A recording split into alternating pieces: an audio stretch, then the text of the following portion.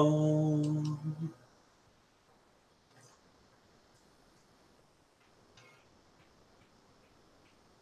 Oh. Hello, Eunice.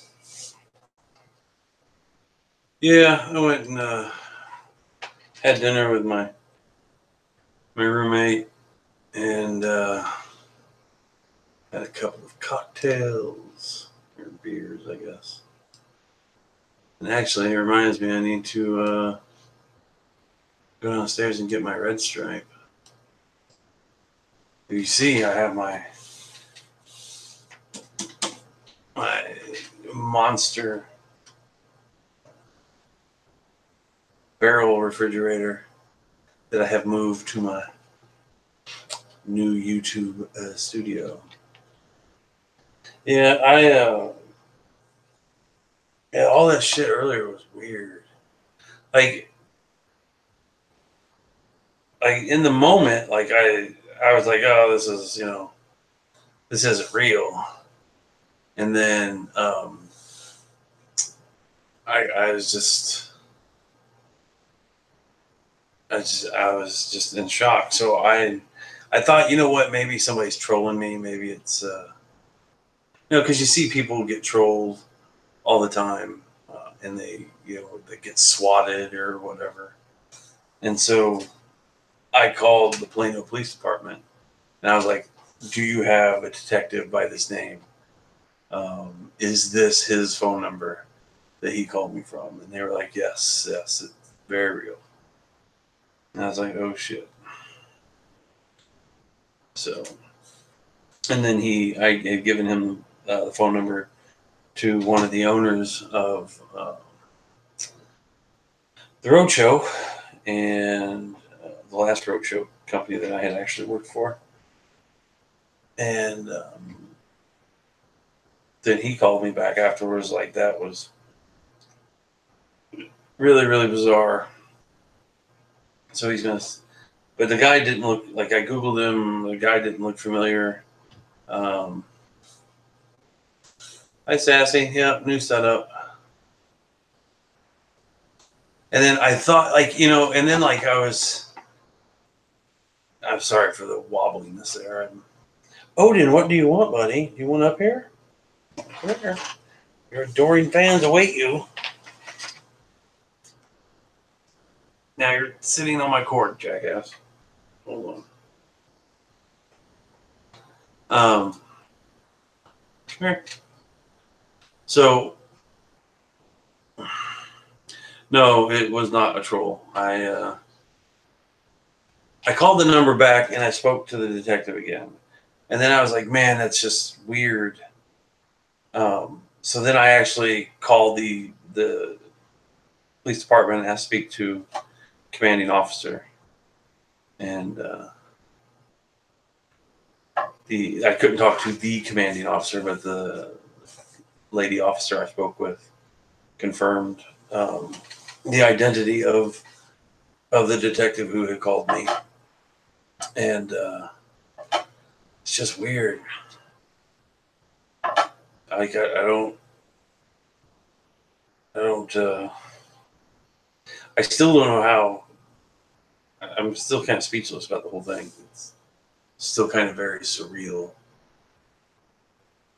But I'm gonna help them in any way I can. Looking at the photos of the guy, doesn't look like anybody I had ever actually met.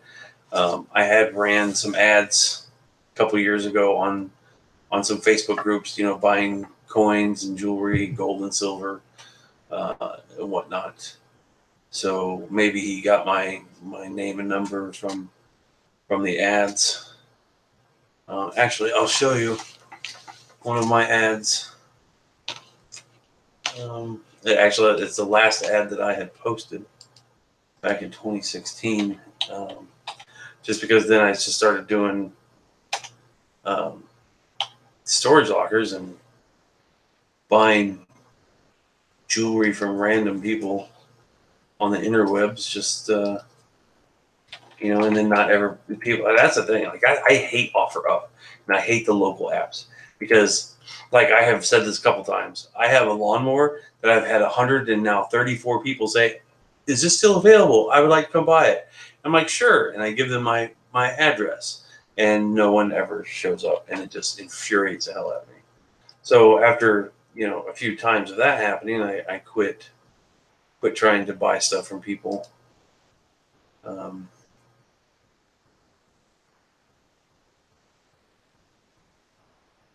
let's see if I can. There we go. All right, so I'm going to do a little screen share here if I can get this to work. Um, or maybe not.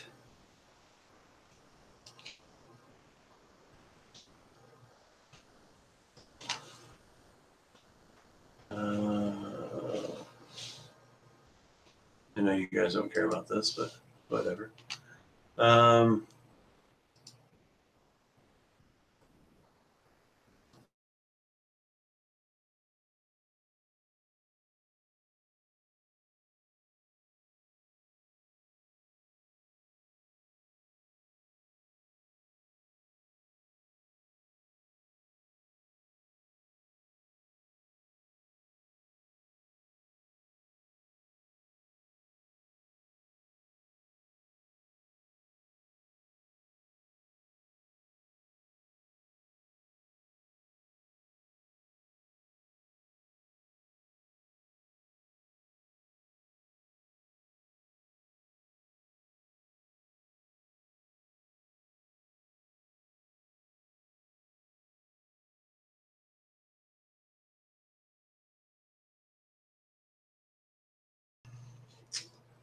so there's that.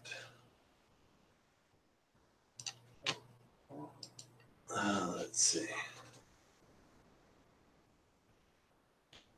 All right, now let me catch back up here on some of the comments. Groove Master, it's absolutely possible. I mean, I've bought entire estates before. I mean, I'm also a certified diamond grader and auctioneer, so I mean, it's quite possible he could have got my number from any number of clients or whatnot. Let's see. I love that name, Groove Master. That's awesome. I think I will. I think I will sub to you because that just sounds fantastic.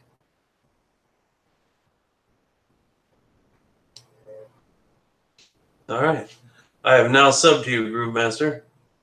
That sounds awesome. Um, as recently as become contact with either person or virtually, and that was one thing the detective said is they're not trying to recover anything at this point. They're just trying to um, find a paper trail to put him because they're investigating him for over 750 other murders in the state of Texas who all have like the same MO.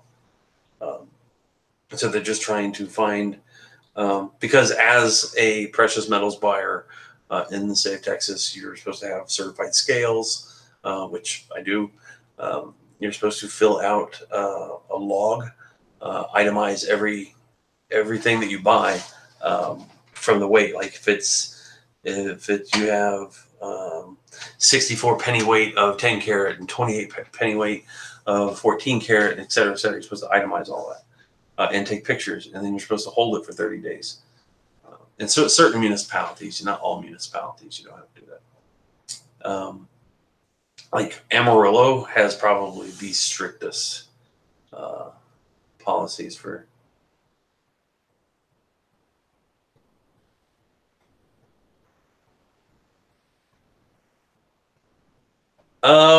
John, I mean, I guess it's possible, um, but like none of the phone numbers matched up with anything I had, so I have no way of knowing, honestly. Um, let's see. So I was talking to my roommate, about it because he was on his way home when all this was going on. And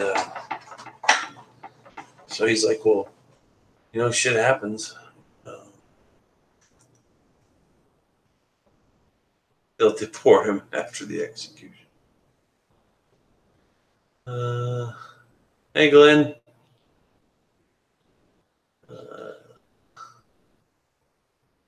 Hello, Steve. I'm going to send out some invites if anybody wants to join the discussion panel in Nightly Shenanigans. If you're not friends with me on Facebook, feel free to go add me on the Book of Faces if you so desire. If not, I understand. Let's see. I know my good friend Steve Alcorn will want to join. He probably has something he wants to show off on my channel. Oh, Steve, you're one of my favorite people, man. Let's see. Anybody else want to join that has Hangouts?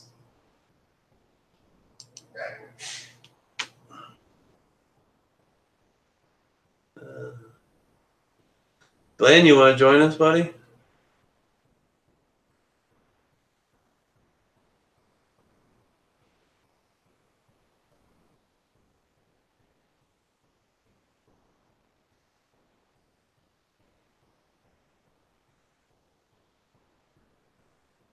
Hey, Nikki.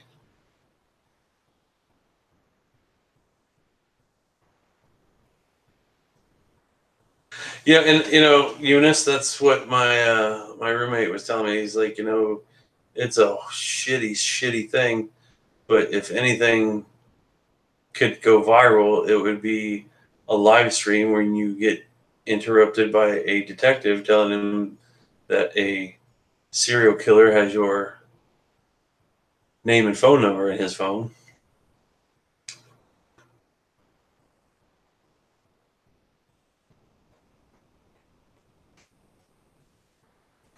No, I don't think so, Carlo, because he said there was some stuff he couldn't discuss with me, and he didn't tell me not to tell anybody.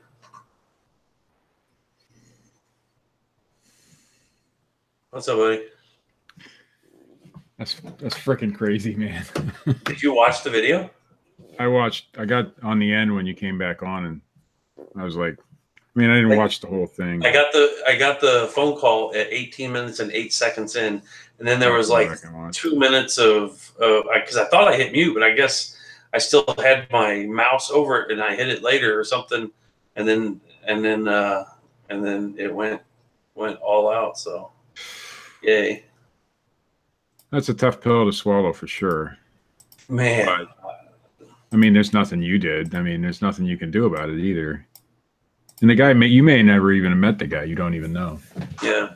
You've seen his picture, didn't you, on a couple of those things? Yeah. Did you look it up? Yeah, I did. You've probably seen several thousand people in your line of work. So. Oh, yeah. Yeah, like we'd do a show. Like we would do a show, and there'd be 300 people lined up. And the thing about people like that is they're usually pretty unassuming people, so it wouldn't stand out to you. And you could always tell, like when somebody, because we would have to hold the stuff for 30 days before we could then resell it or melt it down or whatever. And if somebody was really skittish and, you can see how like a tweaker gets, we would just be like, oh, it's not really something we're looking for at this time. And because the last thing we want to do is shell out like 10 grand. And then, within 30 days, the cops say, oh, we need this, this, this, and this because it was stolen merchandise. Yeah, it is scary, but you run into all sorts of people, and especially when you're in that line of work, you're gonna. That's awful rare, I'm sure, but it's not something I want to be associated with. That's for sure. Yeah. It's crazy, man. It's just crazy that I hope they find out that he's not really involved in all that many I mean, what did they say? It's several hundred, right? Well, one article said over 1,000. Another article said over 750. Wow. I mean, Well, either one of those numbers is just insane. Yeah, one is too many. I mean, so he was a home health care aide or something, yeah, correct? Yep. And like reading one of the articles, like all the victims were like 91, 87, 96. Yeah. Like people, and I guess just one of the articles I read, like he had one lady who survived. She faked dead. Like he smothered her with a pillow, and she faked dead. How would he get away with it for so long, though? Well, because I guess you're a home health care aide if you suffocate people, like 90-year-old women, and they're just going to be like, oh, she passed away in her sleep or whatever. And so they probably didn't do a lot of autopsies or things like that. I guess not. You would pick people who were about to die anyhow. Yeah. But then how did he get away with taking all the stuff? I mean, when my grandmother passed away, like she had a number of bonds, savings bonds or whatever, and some of them were missing. And come to find out, she had signed one $10,000 bond over to one of the healthcare workers at the assisted living facility she lived in.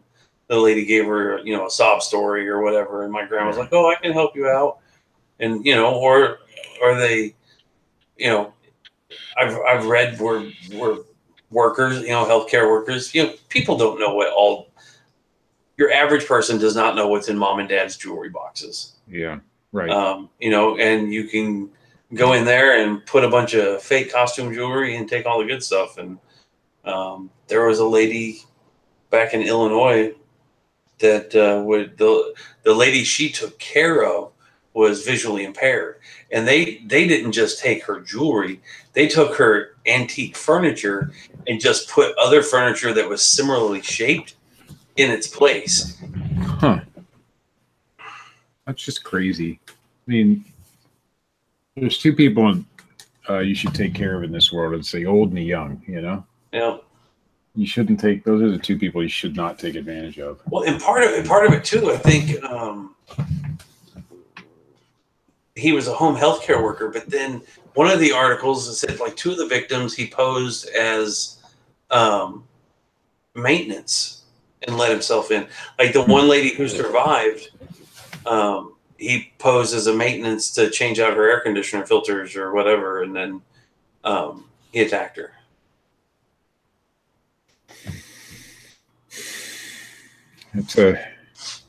My wife's she's a nurse's aide at a retirement home, and I can't imagine. I mean, she loves her job and she loves the people she works with, the elderly that she works with.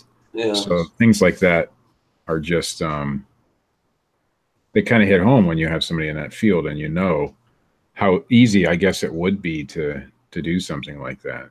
And a lot of these people, their relatives really don't want anything to do with them anymore. They don't come and visit them, that kind of thing. And so my wife is like the only friend they have or something, that kind of thing. Yeah. Yeah.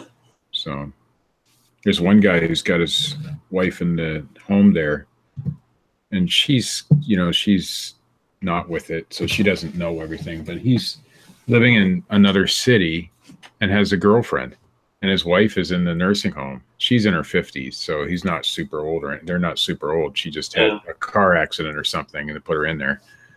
And she has no idea that he's living with another woman or anything. He'll come to visit her once a month, and she's still got money, so he comes when he needs money. Wow. Yeah, it's crazy. Speaking of jewelry, and not to twist this or anything, but I am doing a jewelry jar for Dwayne's auction. Here's my jewelry jar. That's the jar that I'm going to put the jewelry in. It's enormous. Compare it to the size of my giant melon head. That's a big freaking jar. It is. Compared to the size of your melon head. And it's going to be filled with jewelry. I'm thinking about putting that Tiffany pendant, or that Tiffany brooch. that I got at the estate sale the other day. I'm thinking about putting that in here too. I'd like to do one of Dwayne's auction shows soon, but Well, he's got one open this Sunday. Like nobody's I filming can't Saturday. I can't do it this week, but I keep selling all this crap I would auction off. it. I am saving one item if I do the auction. It's a really cool, unique item. Maybe I'll show it. Hi, Green. I am doing the July 14th auction on Mothership products. Because I want somebody to get this that really appreciates it. And I'd love it to be another reseller. This will be something that I auction off. Oh, that's cool. It's made out of polymer clay. No, I got it at a yard sale. But it's made by a local artist. It's really cool. And I can't find any comps on it because it's a one-of-a-kind piece. It's a Rastafarian guy. So that if I do a Dwayne auction, that'll be it. That'll be on there. Sure, Green, go ahead. Green just asked me. Green Thrifty Light just asked me if I could look something up on Terapeak for him. Sure. I still haven't pulled the trigger on Terapeak, but I think I'm going to. I mean, I'll make you a deal. I'll keep the Terapeak. You use WorthPoint, and we just swap back and forth. There's several problems with WorthPoint. First of all, they don't catalog everything. Yeah. So, like, you were looking up parts, for that TC730 for me, and I'm not finding them on WorthPoint. Anything close to what you were finding. Right. And they don't give you, like, what the shipping was. I don't know if Terapeak does that or not. So, you could find the same item priced drastically differently. Like, this vape could be $9.99 or $39.99 because you don't know what they charge for shipping. You know what I mean? So, if you pay by the month, it's like $30 a month. If you pay by the year, it's $144, which is a lot cheaper. Hold on. So, Nikki, Terapeak, the base subscription to Terapeak is free right now. You can search items back as far back as 1 year. The subscription service, you can go 3 to 5 years. Now, that one good thing about WorthPoint is it goes back farther than that. I've found things from like 2006 on there, but it doesn't catalog everything. And I don't know if Terapeak does either. It does. I like Terapeak better when eBay didn't own it because you could do eBay and Amazon, but then once eBay bought it, they did away with it. Well, yeah, that kind of makes sense. That kind of makes sense. But you can go on like Camel, or there's that. I get all my Amazon history pricing from there. All you got to do is put in the ASIN number, and it'll give you the history. I don't know how far it goes back, but I don't use it a lot because I'm not an Amazon seller. But I do like to check prices, compare eBay and Amazon prices to compare them. Because there's a big difference sometimes. And sometimes there's few things that sell better. Well, of course, used items tend to sell better on eBay, but there's even some new things that actually sell better on eBay than they do on Amazon. So if you check prices on both sites, get a better idea where you should sell it. But I'm just not. I wanted to get into that whole retail arbitrage thing. And then I found out how hard it actually is. Yeah. I have nothing but respect for people like Scott, the bearded picker. Nothing but respect that they can do that. Walk into a store. I get overwhelmed as soon as I walk into a Walmart or a Rite Aid or wherever, Right. And it's like, okay, there's clearance over here. There's clearance over there. There's a whole clearance aisle. Where do I start? And then I start scanning things and I'd make $2, $3. I'm like, well, that just doesn't seem right to me. So I need a crash course on it. I would love to build an Amazon FBA business because there's good money in it, but I'm just not there yet.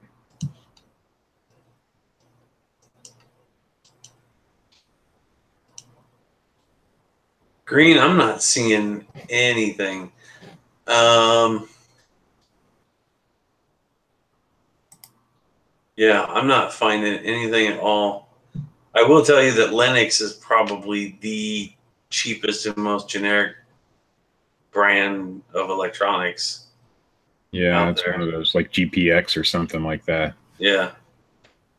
So I pass up Linux stuff. It's probably not anything uber desirable. Trying to figure out how to get to the now. Do you access Terapeak from their own website, correct? Yeah. But you can access that through eBay now, right? Or you could always, right? I got to figure out how to do that. I don't know. I've never done it through eBay. Well, I know it's like an app or something, and I can't remember how to find subscriptions on eBay anymore. It's been a while. No, I would pay, like when I first got introduced to Terapeak in probably 2010, 2011. I mean, it was $214 a year. Yeah, right now it's I think 144 a year. At least that's what it was when I looked the other day. Yeah, but that gives you the 3 to 5 year search, I think. I'm paying third-party applications. There it is. I bet you. I'm paying $15 a month for WorthPoint because I got a coupon code from another group, and I won't share it because I don't know if they allow that or not, but I know it's in here. Terapeak, where are you? It used to be in like the eBay apps section. Now, of course, since they own it, I can't find it. Yeah. Oh well, no big deal. Let's see what I owe eBay here while I'm at it. Oh God, that number makes me sick. Well, the more you owe, it means the more you sold, and so that doesn't bother me too much. I've paid eBay like $200 this week already, and I tend to pay as you go. Well, not as I go, but at least once a week, because if you don't, it's scary. That number can be scary big at the end of the month, Yeah. I know some people who pay after every sale. Now I don't want to do that, but I paid $64 yesterday. So on to the topic of jewelry. With all this shit that's one thing I know nothing about. Not a thing. This did come out of a storage unit that I pulled out earlier today. Ooh, that's cool. Is that a Samsonite? Oh, I don't even know what it is. It says J.C. Higgins. Oh, J.C. Higgins is like the old Sears brand. But it's weird. It's got like this textured cloth. I don't know if it's supposed to look like that, or if somebody ripped off the leather that was. I'm gonna guess somebody ripped it off. J.C. Higgins, they made like, I think it was an old Sears brand, but they made like bicycles and they made all sorts of things. I used to have a J.C. Higgins bike, but I'm pretty sure J.C. Higgins was the Sears brand back in the day. I'm gonna look it up. Oh, that sucks. I'd finish if you think it was ripped off. I'd finish ripping it off and see whether or not Sears and Roebuck. Yeah, it was J.C. Higgins. You'd think it would be J.C. Penney's. Yeah, maybe they were trying to compete because Penny's and Sears were, big rivals for all those years. There's a ton of jewelry in here. Holy crap. Ow! Damn it. That hurt. But those train cases can go really well. I sold one. Hey, look at that. I got something from eBay. New offer, $20. I had a guy offer me $20 on that Heathkit transceiver, and I just denied it. And then he would send me $25 offer, and I denied it. And then he sent me $30. And so the last one at 40, I said, "Look, dude, I'm not selling this for a penny less than $80." I said, "If you send me another offer and it's not at least $80, I'm going to block you from bidding on my stuff." And it's going to Puerto Rico, so I have really no desire to. I bought this Cleveland Indians vintage starter pullover. That is cool. I like that. Has a definite nipple definition on there. Yeah, but there's like a big collector market for that stuff now, from what I understand. That copper stuff. Vintage starter jacket. I had it listed for $29.95. I put it on a 20% off sale because it's just a pullover. It's not like the satin jackets. Yeah. and they offered me 20, so I'm taking it. Plus Ooh, shipping, of course. vintage eyeglasses. Ooh, I love vintage eyeglasses. I'm starting to learn a lot about that. I'll show you a cool pair that I have. Where are they? They're in this drawer somewhere. They're not for sale because they're just so cool. I got them for free at a yard sale. There's a key to the lockbox in here. Where did they go? Oh, there they are. These are little children's glasses, and I got to be 1800s, but I don't know if you can see them. Is it me? Little tiny. Oh, yeah. Ones. They're missing the arms, but they look like they're made out of copper. Let's see if I got a magnet. Well, copper's not magnetic, though. Well, that's if it's non-magnetic, then it's probably copper because it looks like copper. It could be brass. Could be. Yeah, it's non-magnetic. Could be brass. It sure has that copper look to it, though. Yeah, it's non-magnetic. So whatever they're made out of, I don't know if there's any resale value, but I thought they were really cool. There's a lot of them will say 12 karat gold. Yeah, that which, other I don't know if anybody, if people are not aware, 12 karat gold is the synonymous symbol for just gold plating. There is no such thing as 12 karat gold. Now there is 8 and 9 karat gold. Most of that comes from. Congratulations, buddy. I took that offer. Oh, right. These are 12 karat gold filled, which means they're plated basically. Now that still, I mean, if you get a pair of vintage glasses that says 12 karat gold filled on it, they can be big money depending on what they are. Yeah, but I mean, first ways keys. Somebody drove a Ford. Ford. But anyway, I sold a train case like that recently for like $35 plus shipping. Sterling silver necklace. Nice. Is that turquoise on there? No, this is costume. This is it's turquoise, but it's some turquoise. Other kind of. No, I don't think so. No? Well, you're the expert. I know nothing about jewelry. That's one area that I just have no idea. This necklace that's tied around it is sterling. There we go. Put that in the jewelry jar for sure. Let's catch up on some. Ow.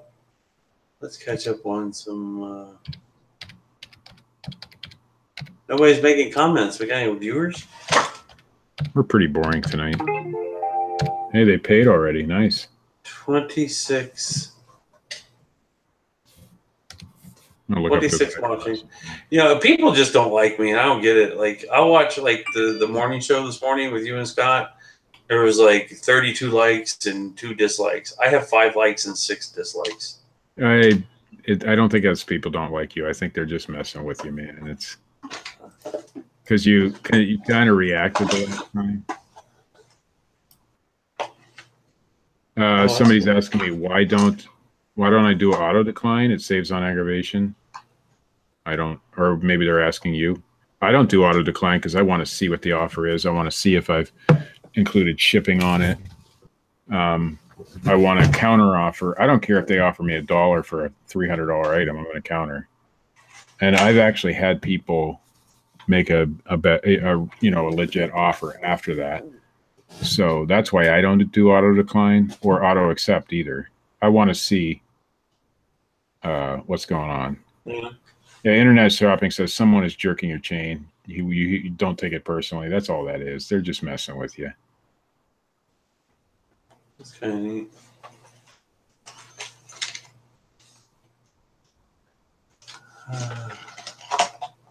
Subscriptions discount section. Okay, I'll have to look there for the Terapeak or something. Oh, look at this handsome fella. Oh, man, I look good. It's a double-sided mirror, so I saw myself.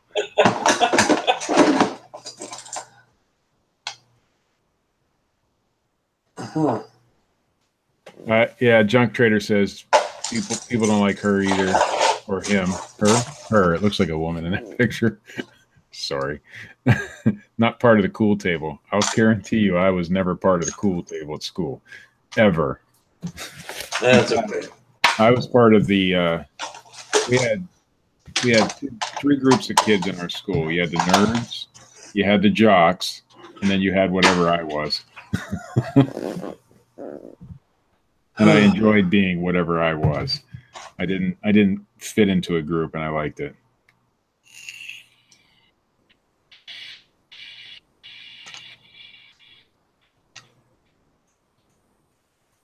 Let's see. So what do you think of my new setup? I like it. I like it. You don't have to see all those VCRs and nice clean background. My background sucks right now. Eventually there will be shelves on that wall. And Krillin says he's never brought someone from 20 to 80 on a $125 item. Yeah, I've actually done it. Not maybe on that level, but I've bought people from a really super lowball offer to an actual acceptable offer several times. Some people are just fishing, but I always counter. Now, when they come back a second time with a second lowball offer, then I'll decline. I think, I've declined him 4 times. He has not made an offer since. But I don't block people. I haven't had a buyer yet that I would have to block. In fact, I don't block people on Facebook. I don't block people on YouTube, and I don't block people on eBay. I just never have. So, never had any issues with it. Now, Facebook, there's more issues, obviously. There's people I'd like to have blocked a few times, but I just killed them with facts, and they went away eventually. That's all. Let's see. When you do what I used to do on Facebook, you get a lot of wacko people. You know, the Bigfoot and UFO stuff. Yeah. And if you block everybody who's wacko, you won't have any friends. So I decided a long time ago just to deal with them and move on, and that usually works out for me. But I have a different attitude. I mean, I have my attitude on how to deal with that is different than other people's attitudes, and it doesn't mean my way of dealing with things is better.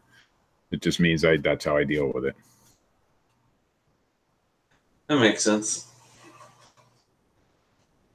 Internet Shopping says he doesn't decline lowball offers anymore. If it's an offer I know I won't accept, just let it sit. Yeah, sometimes I do that too. I'll let it sit for at least 48 hours. No, not that long, because that's how long it is to. But I'll let it set for a day if I don't, sometimes. If it's a popular item, I won't even counter. If it's something I know is going to sell within a day or two, I won't even counter on a low ball.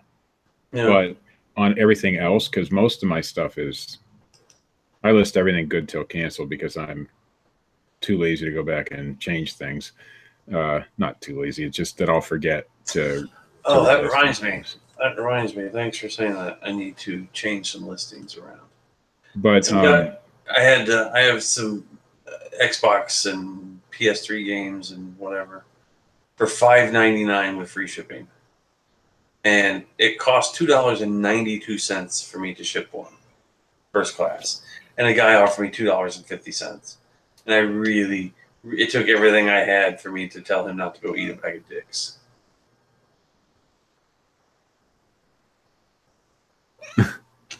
So you don't have a store? No, I do. I have a. So it must be over store. 4 ounces then. The games you're selling, because they're right. I shipped them right at 4 ounces, like $2.92. Because 4 ounces I thought was $2.66, but I could be wrong. Oh, I mean, it could be for you. I mean, if you're I'm not top rated yet. Oh, okay, maybe that's why. I'm top rated plus. Oh, but which means look at you. Yeah, which means little or nothing, but I like to keep it. It makes me feel good. I want to use now. Do those same discounts carry over to pirate ship? Actually, on first class, you're getting about the same rate, and I think you can still ship up to 16 ounces on pirate ship. First class, but I'm not 100. I've never used pirate ship for first class mail. Oh. But yes, it should be the same rate as eBay. It's where you save your money is on those cubic rate shipping. I'll show you an item that I calculated on Pirate Ship tonight. Hold on, I'm not even looking. No, it's okay. I haven't got it out yet. I'm editing right now. So nowadays, when I find something that I'm pretty sure will fit in a cubic rate box, I'll go to Pirate Ship first. I'll go to eBay and I'll use their shipping calculator. Yeah. And then I'll go to Pirate Ship and use their shipping. You just hit rates on Pirate Ship. But this is like 5 pounds. It's a doorknob, big heavy doorknob. Oh, okay. And to send this on eBay, through eBay, even with my top rated seller discount, would cost me, to California from Ohio, would cost me $18. On Pirate Ship, it's like just over $10 because it'll fit in a cubic rate box. So it just kind of makes sense, you know, to, even if you're top rated seller, you get that same discount on Pirate Ship, even if you're not top rated seller. So because they're not connected with eBay, even though you can connect your eBay. And sometimes, even like when I send the Polaroids to Wisconsin, I still save like 20 or 30 cents using Pirate Ship because they'll go cubic rate instead of regular priority. So it's not that bad.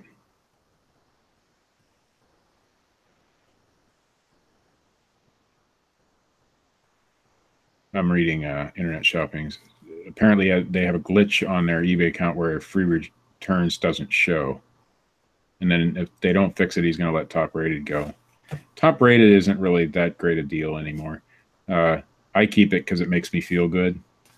And I like to sleep. And it does give you a bump in search. I'm sure it does. And free returns and free shipping, all that stuff gives you, I don't do a lot of free shipping, only on first class items, but all that stuff gives you a bump in search. So I'll do as much as I can to get the extra bumps because I need it. But top rated plus really doesn't mean anything anymore. You can get the same rates.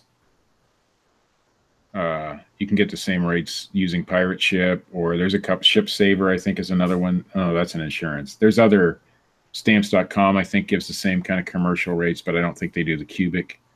So you can shop around for getting a cheaper shipping. You don't have to use eBay shipping at all if you don't want to. Yeah, Groove Master says he likes the badge. I do too. I just like it to be there because I think all of that is a buyer confidence thing.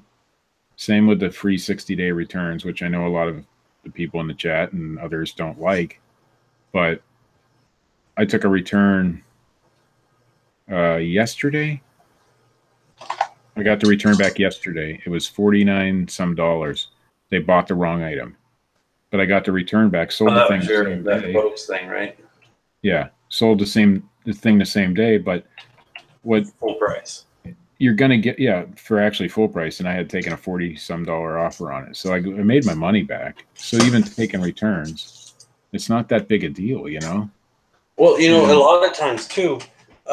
Now, back in the old days, I don't know if it works now, but like when I always seem to, when I would take a return, sell the item for more than what I initially sold it for, because especially because some of the stuff that we have is so off, you know, it's like it's a one-off or whatever, and they'll use what has sold in the last few weeks, and they'll think, oh my God, there was 2 of these out there.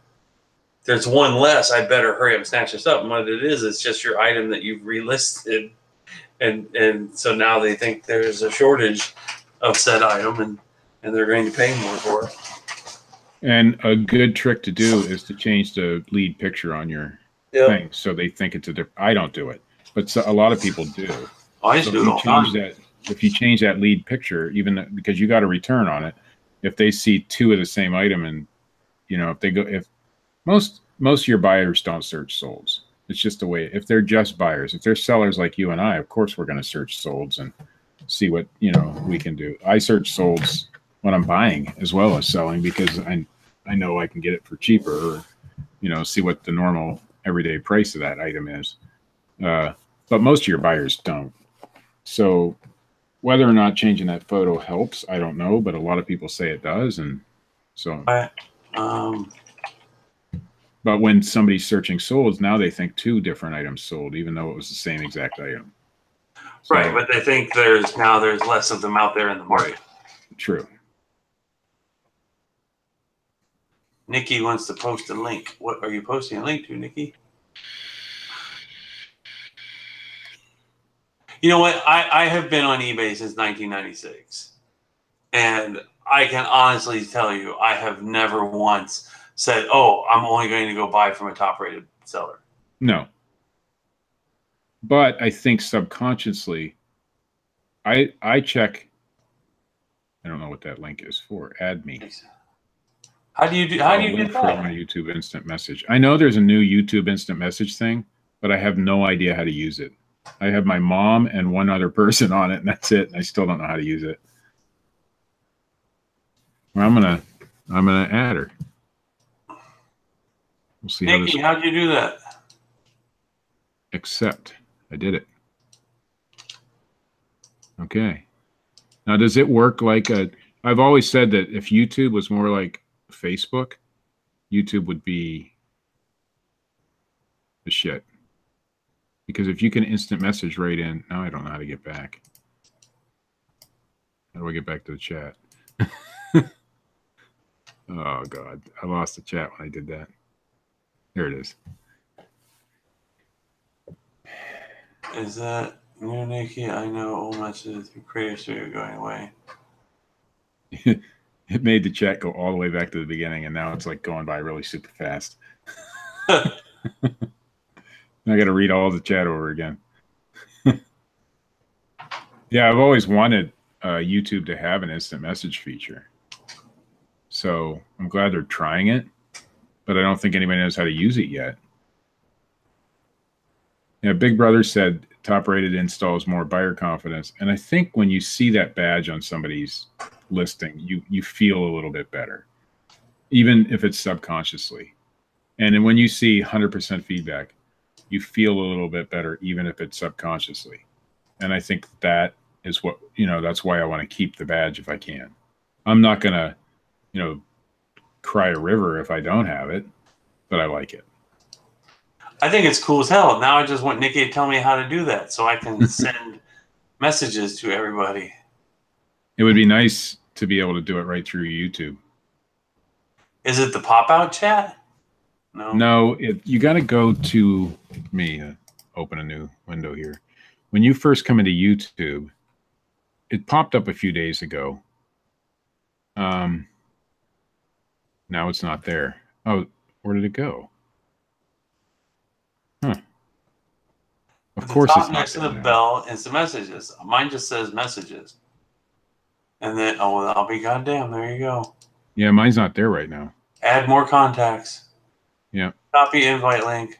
All right. Where did mine go? I don't know. I have to do it under. I've just friended myself because I'm a moron. Remember when Facebook? What was it? Facebook? No, it was MySpace. Remember when MySpace was like that shit? And your first friend was Tom. Yeah. The guy who ran Facebook. Son of a gun, never answered my messages though. I might have to do it in Chrome. I bet you I have to do it in Chrome. All right, Steve, I'm gonna let you run it for a minute. I'm gonna go downstairs and grab my 8-pack of Red Stripe. I will be right back. I have no idea what I'm doing. Well, just talk to people. Okay. You run your own channel and show. What do you mean you don't know what you're doing? I'll be right back. Somebody asked questions. You can do it on the app. Oh, you can do it on the app too? That's pretty cool. If you do this in chat, if you have the pop-out chat, don't click the link. Go right-click it, hit open link in new tab, because if you don't, then the chat goes away. Okay, who we got? New invitation, 9-pound hammer, got it. Start sharing with the 9-pound hammer. That worked. Okay, now where'd my chat go? We have Mother's Mustache. We'll put a Mother's Mustache in too. Somebody send me a message through that. I want to see how it works. I don't know how to add mine, though. I don't have the link.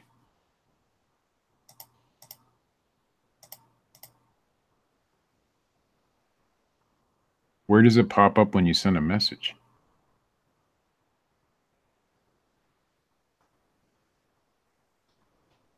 Nikki, does this only work on Chrome? Because I don't have it on Firefox, but I notice when I'm on Chrome, I've seen it before. Let me open a new link over there and see YouTube. I'm not seeing it on Chrome right now either. Why am I not seeing it? Okay, it just pops up straight over on. Oh, that's cool.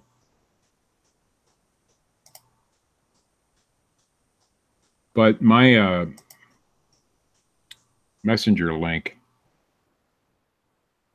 So she sent me a message and it just pops straight up on your screen, kind of like Facebook does. That's cool. And you can add participants, you can leave the chat, and you can view everybody in the chat. That's pretty cool. But for some reason, I don't have it at the top of the screen right now. Let's see if I can find it somewhere else. No, I don't have it. Well, that's kind of crazy. All I have is the bell. You can't drag and drop it, though. Yeah, I can't. I'm not seeing it on Chrome or Mozilla Firefox right now.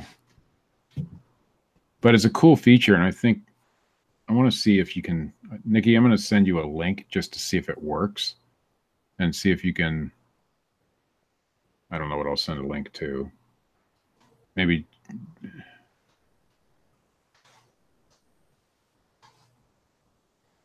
Yeah, on Chrome it usually is on top. It's next to the bell. But right now mine doesn't have it up there. But I'm going to send something I just want to see if you can send links that way. This is just a link to the pop-out chat, so it's nothing special. Okay, you can. And then it comes across your screen like, that's cool. And now she's typing back. So it's a lot like, nice. It's a lot like, I should do a screen share when I'm doing this, huh? It would help if I was in the actual Hangout to do that, which I can't follow. There it is. All right, so we've been playing around. I'm back. We've been playing around with the new chat feature, and we've discovered that it works a lot like Facebook chat or Facebook instant messaging. But on some of our screens, we don't have it. I don't have it right now. And I'm not seeing a place where you can go other than the top of the screen to get it. I've seen it up there, but I don't see it right now. I don't see messaging at all. And it's usually up at the top of my screen. So, okay, so up by your picture, between and next to the bell, there's a little arrow in the circle that says messages. Right. There should be. You but click. On mine, it's not there right now. Oh. And then when you open that, it says friends, and you click friends, and then it says add more contacts, and you click that, and then it says copy invite link, and then that's you. I wonder why it's not there for some of us, because Internet Shopping doesn't have it either right now. Do you have Chrome? I tried on both. Did you update Chrome? It updates automatically, I think. Oh, you can. Let's see. Let me do my. Now, if I click on somebody else's link, I'll open it in a new tab. Oh, what are you drinking? Red Stripe. Oh, of course. Okay, to go with the little Rastafarian dude. I'm going to do a screen share so I can show Nikki what came up when I clicked on her link. And so that you can see that I don't have it. All it did, when I clicked on her link, it actually took me to the upload thing up there. But there's no thing there. And if I go back to the regular, this is just my homepage. It's not up there. If I go to subscriptions, it's not up there. Maybe if I go to the home. Yeah, see, it's not there.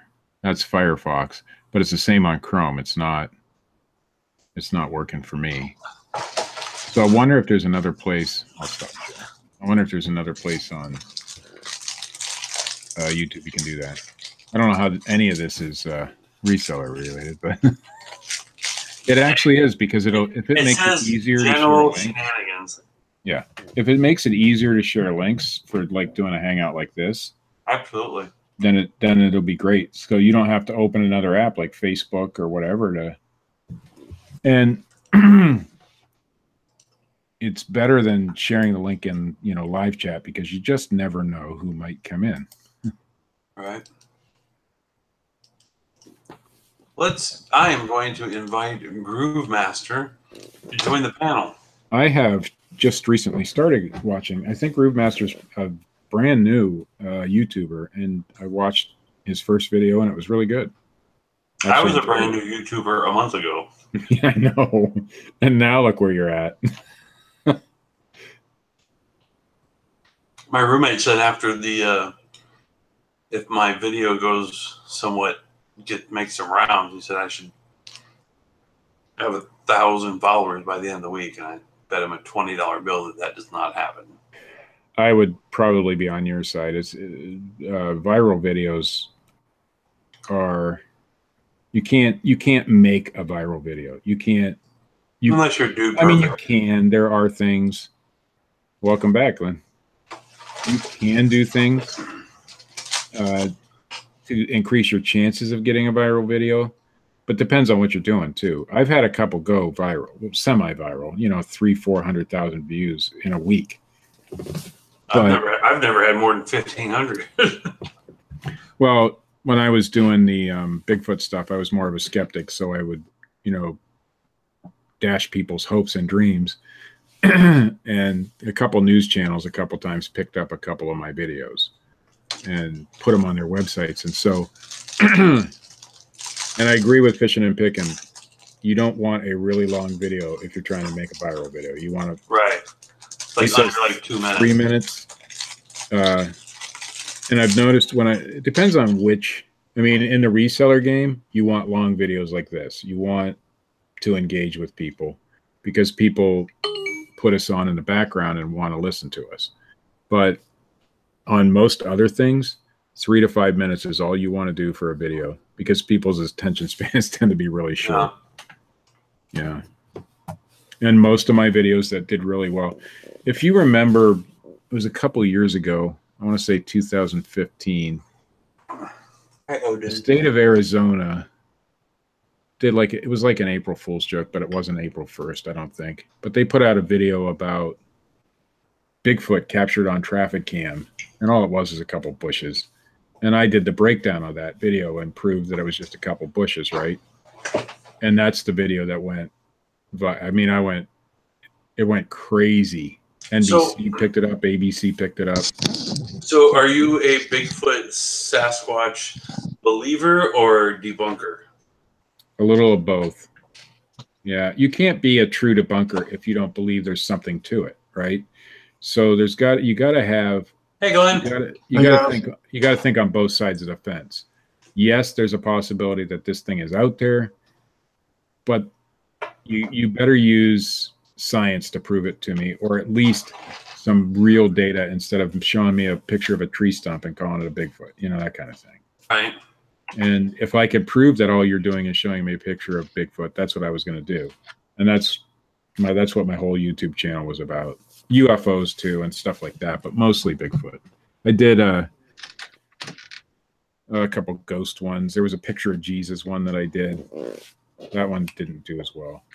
But there's this big, famous, popular picture of Jesus coming out of the clouds, and everybody's grandma took this picture back in the day, and I proved that it wasn't what people think it was. And then there were still people who'd come on and say, no, that's not true. My grandma took that picture.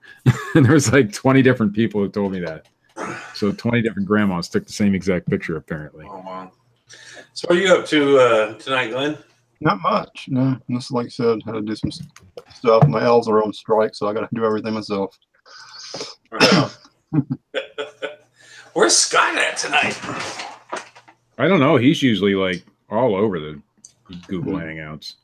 Hey, get the Bigfoot. Okay, you know the most famous photo, I guess, is back in the '60s. I remember being that little kid. I'm 52, so I'm assuming, Patterson Gimlin film. I guess, they caught it on film or whatever. Then I guess after what 40 or 50 years, they came out and said, "Oh yeah, it's fake." No, they never came out and said it was fake. Didn't somebody say or did something? I'm trying to remember. Bob Hieronymus claims to be the guy who was in the suit. Right. Bob Hieronymus is just a attention-seeking whore. I think so.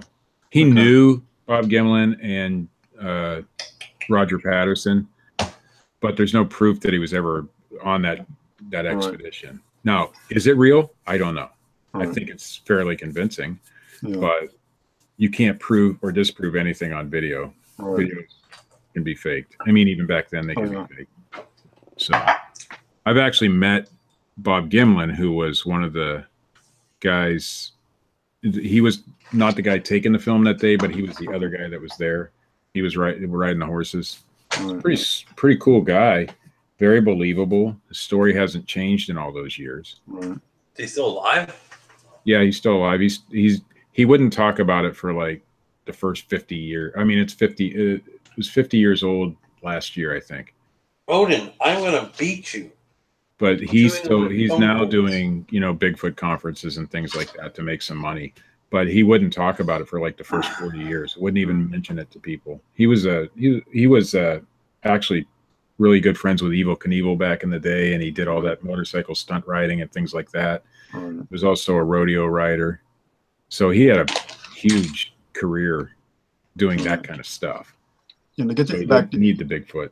What's crazy about Evel Knievel, one of my customers, I'm 52, he's about 57, I guess, but his dad was sitting in a bar one day, whatever, and Evel Knievel was in there, and they were talking and all, and he said, "What do you do?" Didn't know who he was or nothing like that, so I'm Evel Knievel. And he really didn't really understand until, hey, I'm the famous guy that jumps over the buses and this and that. And they became friends forever because of the guy Evel Knievel used to call the business and all that, and the kid would answer and all that, and he said, "Oh no, this is not Evel Knievel," and then holler at his dad, "Hey dad, it's Evel Knievel," and all that. But he was telling me to find out why they were so good friends, I think because he was a pharmacist. Yeah.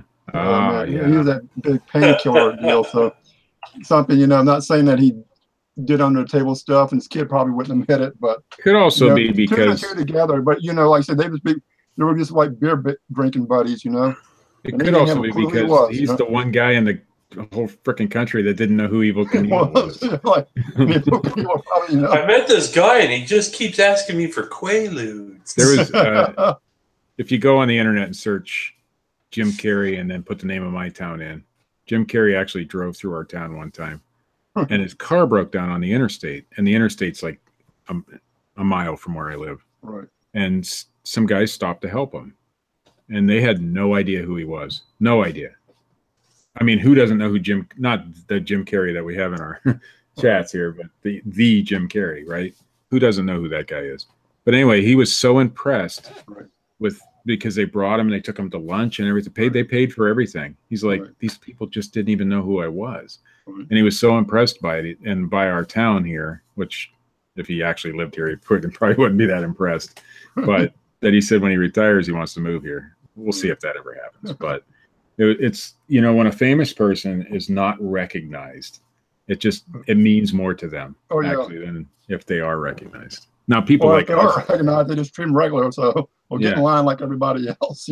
Yeah, people like us, if somebody's seen us on YouTube and they recognize us when we're out, that might make us feel pretty good. It does. People like that. I didn't recognize once. Actually, somebody saw me, I said, "Hey, are you Swamp Picker?" I said, "Yeah."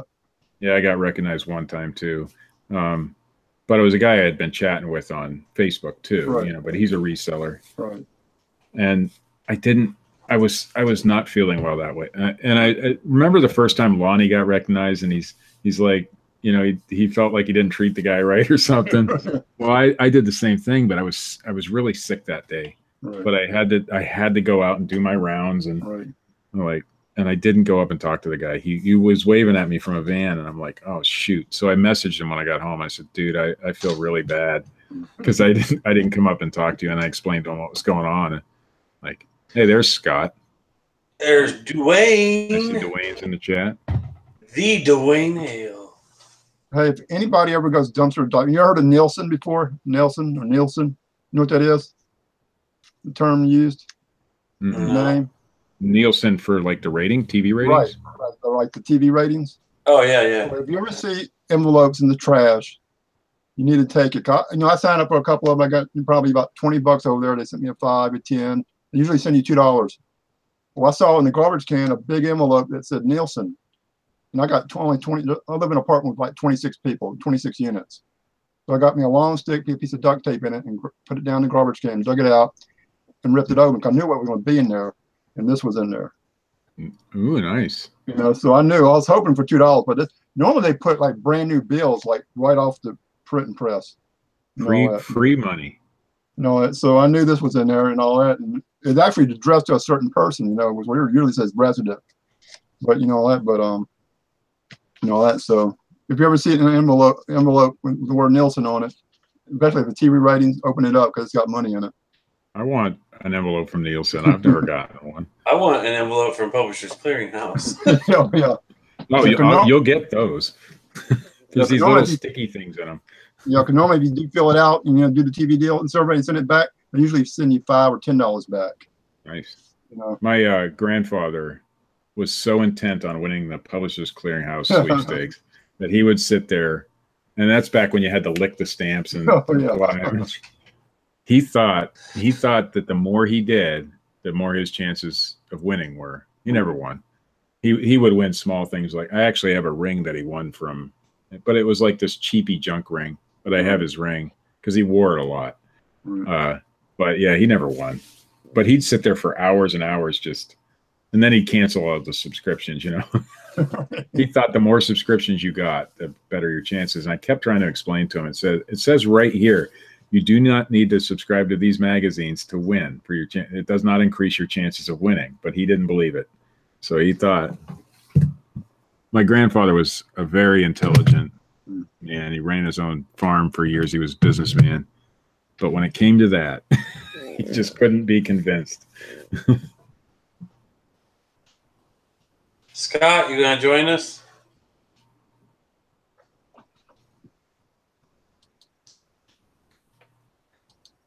Apparently not. I sent an invite to Scott and Dwayne. They don't like us. Probably not. No. Well, no, you're on Scott's channel every Tuesday. And Thursday. I've only been on there once. Well, you're working most. Well, you're off Tuesdays, right? Mm-hmm. Yeah, I work 6 days a week. So. I won't be on Thursday. My son has an appointment Thursday morning. Well, eventually I'll run out of things to show on other people's shows. So. Yeah, I don't have nothing to show. All my stuff's at work. I was going to show this one thing, but I won't. Well, I did show a doorknob tonight. I picked that up for $3.99 at the Goodwill today, thinking, some of those doorknobs can be worth quite a bit of money. Some of the Schlage and some of the higher end brands, and that's what was the brand name on that? I forget, but it's a higher end brand. But it turns out that it was like it must not have been very popular in the color that it's brass and it's an industrial.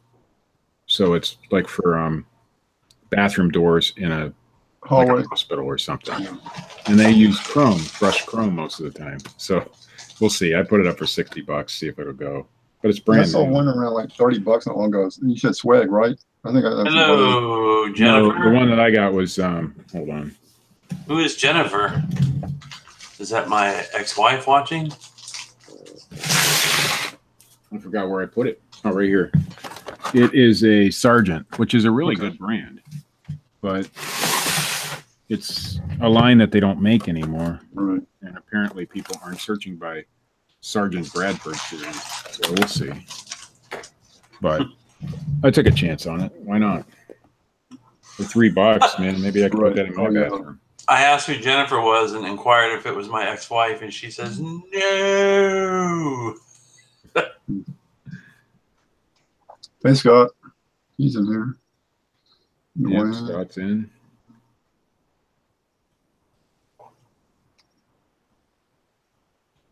Scott says he just gives information. He can't force anyone to use it wisely. Well, it'd have to be wise information first. I don't know why I get so many thumbs down, Dwayne. People don't like me. I don't think that's it at all. I think they like you, and that's why you're getting them. It's hard to say. Love-hate relationship. Right. They love to do it because they know they get a reaction from it. I don't give a shit. I was just curious as to why. Like I said, man, it's going to bump you up in search rankings every time they give them to you. So I learned a long time ago not to give too personal. I guess I'm the anti-hero YouTuber. I'm like, I think so. I'm like Deadpool of YouTube. That's your shtick. And Zero fucks are given. I'm trying to clean up what I say on your channel because it's not my channel. Oh, so okay. I'm not monetized. What do I care? I haven't said shit or fuck or anything like that tonight. I don't plan on it. For the love of God, I had a police detective call me and tell me that a serial killer had my name and number in his phone. Well, if you ever have grandchildren, that'll be a great story to tell them. Oh yeah, and you know, I was married very, very, very briefly. I have no kids. I've lived everywhere. I've lived in 19 states, 37 cities. I have done everything and been everywhere. And I have stories about all of my experiences. Because when I worked for the road show, you know, I literally traveled the country. I was all over the place. And everybody's like, oh my God, you have so many stories that these have to be made up. And tonight, whilst live streaming, I get a call from a detective, and everybody heard it. I'll tell you what, I why is Dwayne muted? Because he wants to be. I don't know. Oh. I Googled your name, and you have done just about one of everything. I know. Well, when I first moved to Texas, when Audi Fort Worth brought me down from Illinois, there's he's one of my very best friends now. His name's Ryan. He hated me because, like, I would just, you know, in building rapport with my clients, I would just tell them stories. You know, I'd find something in common interest. You know, I own 3 restaurants and a catering business. I'm a licensed auctioneer. I work for the road show. I mean, I've done so much stuff, and he would just hear all these stories over and over and over again. And the owner of the dealership wanted me, because when you go to auctioneer school and you become a licensed and professional auctioneer and you've completed your 180 hours, you get the honorary title of colonel. Nice. And so he wanted colonel on my business card. So all my business cards would say Colonel Delden Kruger. And then everybody would eventually say, oh, you're a giant fat dude. You served in the military? And then I would have to tell the story of how colonel was an honorary title that was given to auctioneers, and it started in the Civil War. And so one day I came into work, and Ryan came up to me. He's like, hey, dude. He's like, I owe you an apology. I'm like, for what? He's like, well, for the last 4 months, I've heard all of your stories, and I just assumed that you are a big pathological liar. He's like, and then I went home last night, and I Googled you. Mm-hmm. And he's like, oh, my God, how have you done so much shit? And I was just like, did I see that you played professional poker even? Was that you? Yeah. See, he's done everything. In 2003 through 2005, I made more playing poker than I did at my job, and I was making like 80 grand a year at my job. Yep. So everything. Yeah, literally everything. But I'm a risk taker. I have no kids. I have nobody that relies on me. So I've made and lost 3 fortunes in my life. I mean, it's because I've taken huge risk, because nobody's going to suffer consequences of my risk than me. And I always hate the thought of what if. Right. So I do it. We got somebody new in here. Welcome, Groove Master. Hey, how's it going? Since you're a new YouTuber, you might want to. Yeah, introduce yourself. Yeah, introduce yourself. Well, I'm Phil Lewis. From Nashville, Tennessee, actually Goodlettsville, Tennessee, just north of Nashville. I've been reselling for 7 years, 4 full-time. I'm a retired musician, bass player, and my wife is a fiddle player. She's down in Panama City right now playing at Tootsie's. Nice. Yeah, I watched your first video and I was impressed, man. Thanks. Good stuff. Yeah. Big Brother very well done. Big Brother says, I bet Delton hasn't gone skydiving naked from an aeroplane. I wouldn't. You are correct, because I am fat and I am not a fan of gravity. Yeah, they say once you reach maximum velocity, everything falls at the same rate. Yeah, and it's not the fall that kills you; it's the sudden stop. Groves, did you do that long garage sale they had in Tennessee last week? Yeah, I sure did. Yeah, I actually missed the sale though, because I got up and I checked my app and there was 266 yard sales within 20 miles of me, so I never made it to Highway 70. Okay. Yeah. And then I went to Jackson to meet everybody there. I figured I would hit it on the way from Jackson, which is about halfway between here and Memphis. And I didn't make it. It was 5 miles from there. I hit 6 yard sales. Oh. So, yeah. Hey. But you did really well. I mean, made money. Yeah. Barry wants a link. Let me send one to Barry. I'll tell you, I live in Ohio, and the place I live in Ohio is probably one of the best places you could be to do what I do. You know, it's just full of stuff. And people just don't know what they have or don't care. I haven't quite capitalized on all that yet, but I will. And that's why I do these hangouts, because I learned from people like Delton and now you and Glenn and Dwayne. Dwayne's been the storage locker king lately. Just a couple little ones. Hey. I got it takes John Johnson. John Johnson's going to be horribly jealous. I got a heart on one of my comments from Bonafide. Oh wow! And you know, John's got a huge man crush for Bonafide. I won't tell you though that Bonafide hearts every comment, but we don't need. I don't really want him. Right? I got a heart from him one time too. I think I don't comment on a lot of videos. It's just not my thing, but. I comment on your guys' videos just because I love you guys, and like I feel like we're friends more than just guys who chat on YouTube. Nikki, get in here. We need some estrogen on the panel. What's up, Barry? Hello, Barry. Hey, Barry. Guys, what's up? What's up? How you guys doing? Fabulous. We're all right. Every time I see you, you're growing more beard now.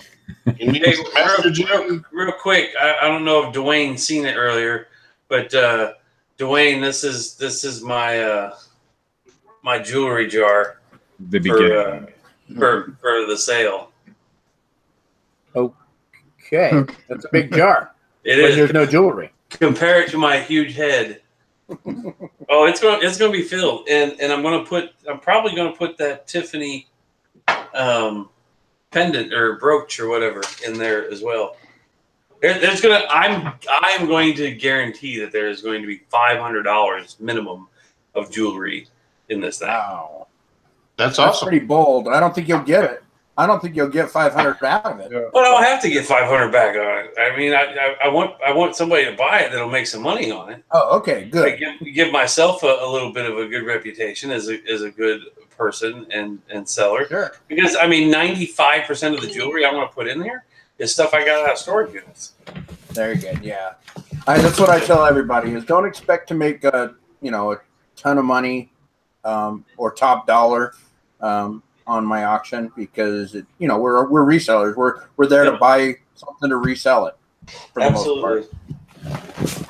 I got some pretty good lots picked out though. The moment you realize that you're supposed to have the porch light on for your wife when she gets home from work and you didn't do it, you had to run. I love as long as you didn't hear the crash of buckets and the rake and everything. If she yells at you, you could always just replay the video and say, "Hey, baby, I ran to you." That'll get you out of a little bit of hot water. Yeah.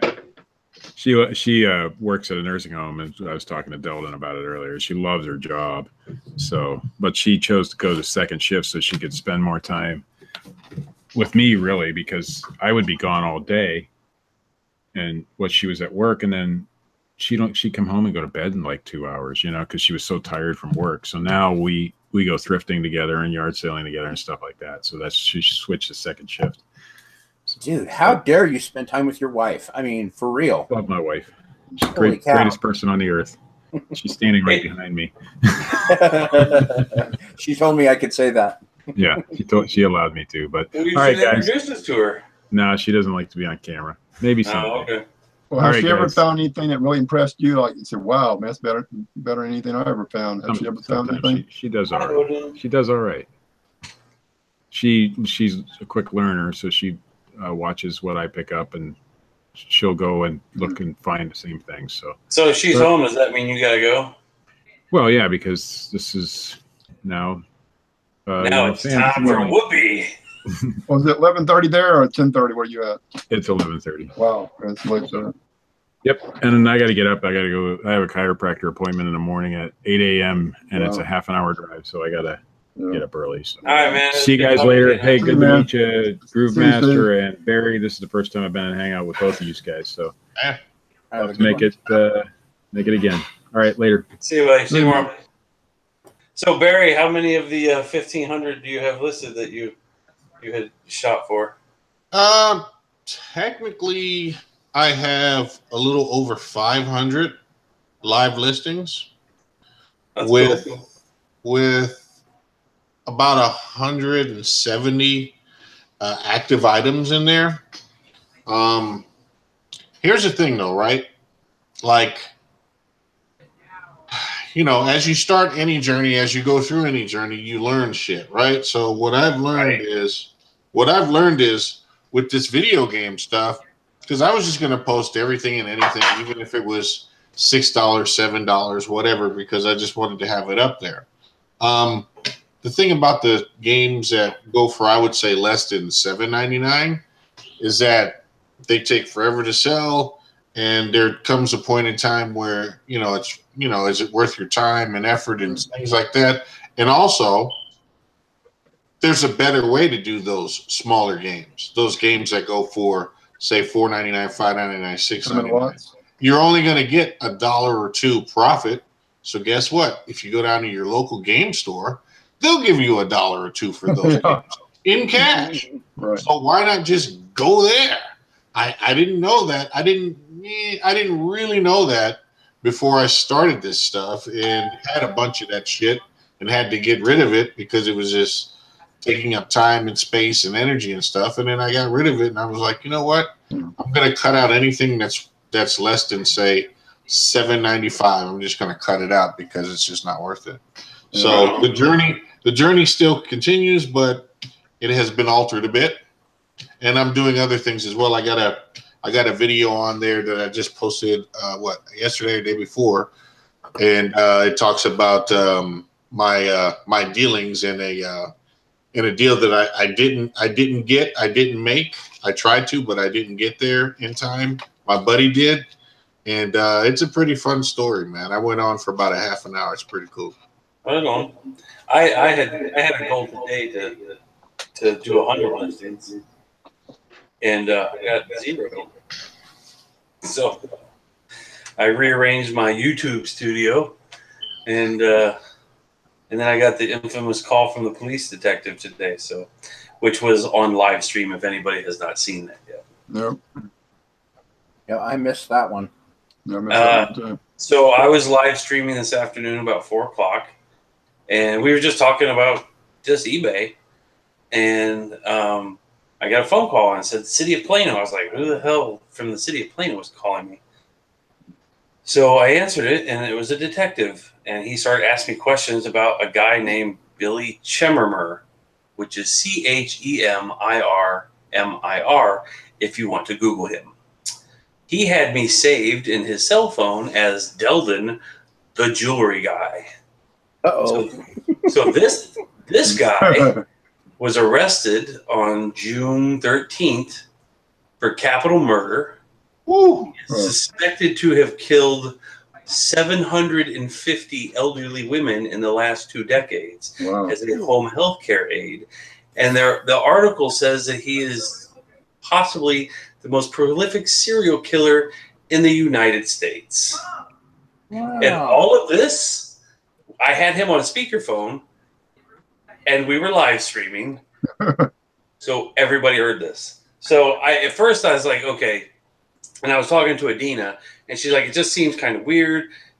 Maybe it's a troll or whatever. So I was like, you know what? Maybe that is like, you know, because you see like gamers or whatever getting swatted and whatnot. So I was like, okay. So I was really shook up for a bit, and I started drinking.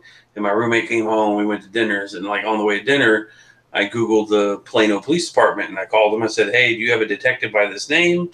Is this his cell phone number? Did he actually call me? And they were like, yes, yes, yes, and yes. And I was just like, oh, shit.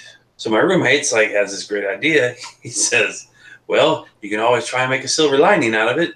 And so I instead of taking the video down, I just kept it up and changed the title.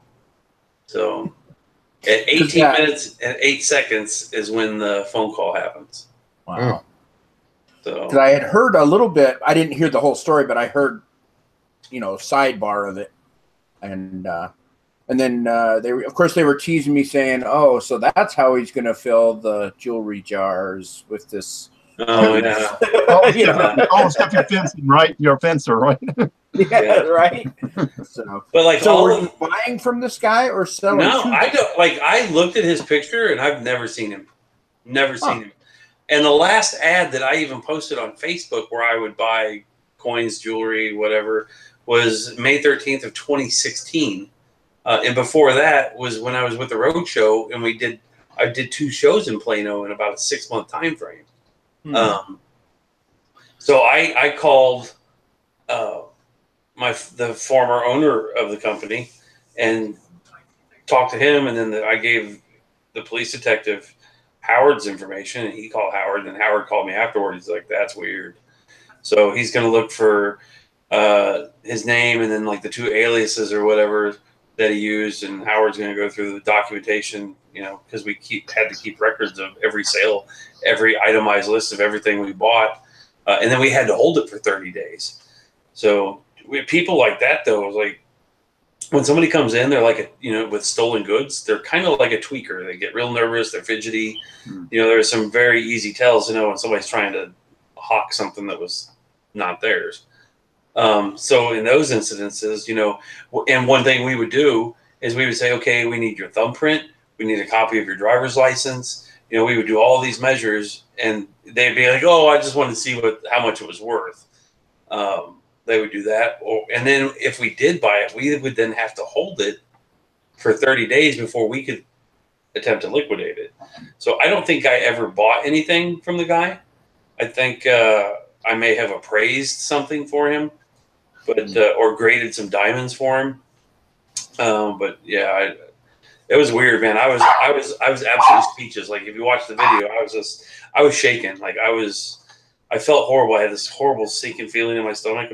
Just like talking to the detective on the phone while I'm reading these articles about this guy.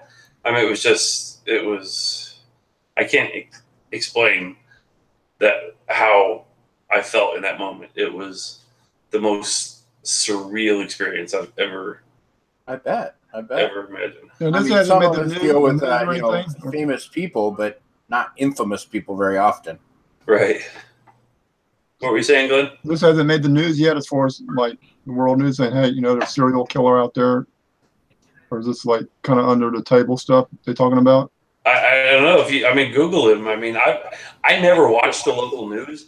Like, I don't think I've watched the news since 2015. Right. I saw some links on CBS News when I Googled him, but I didn't watch anything. So you had never met him or anything? You didn't know him?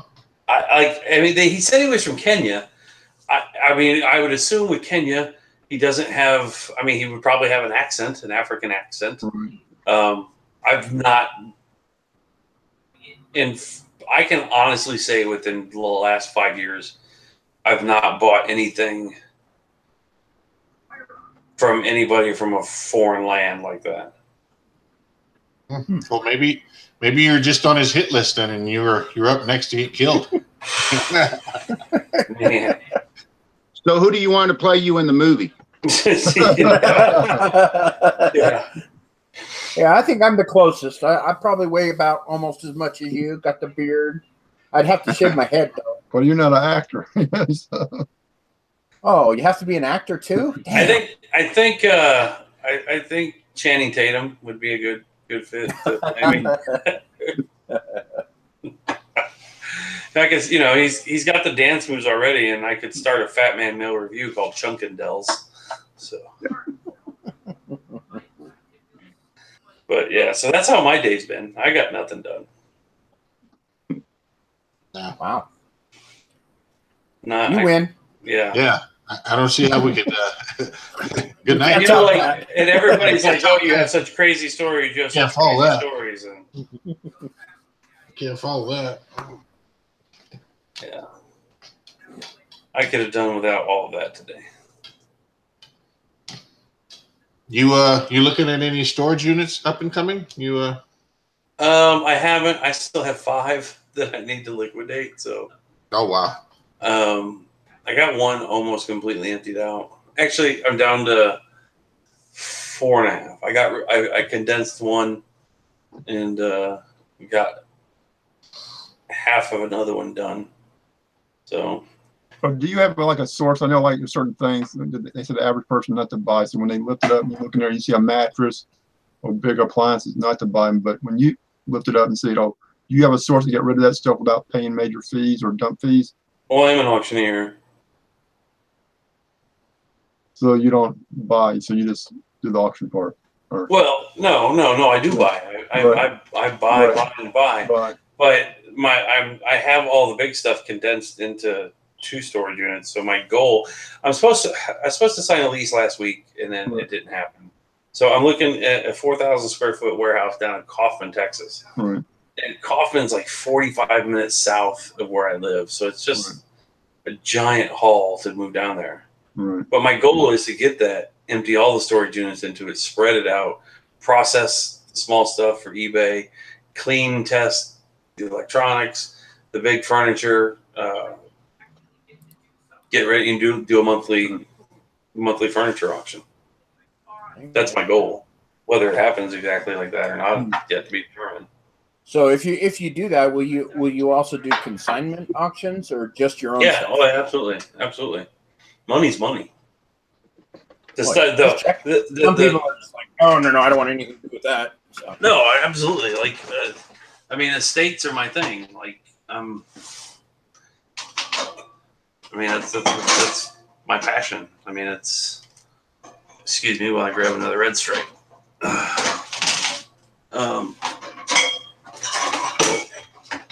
But the one thing about doing my own is I get 100% of the money, not just 35, 40% of the money. Right.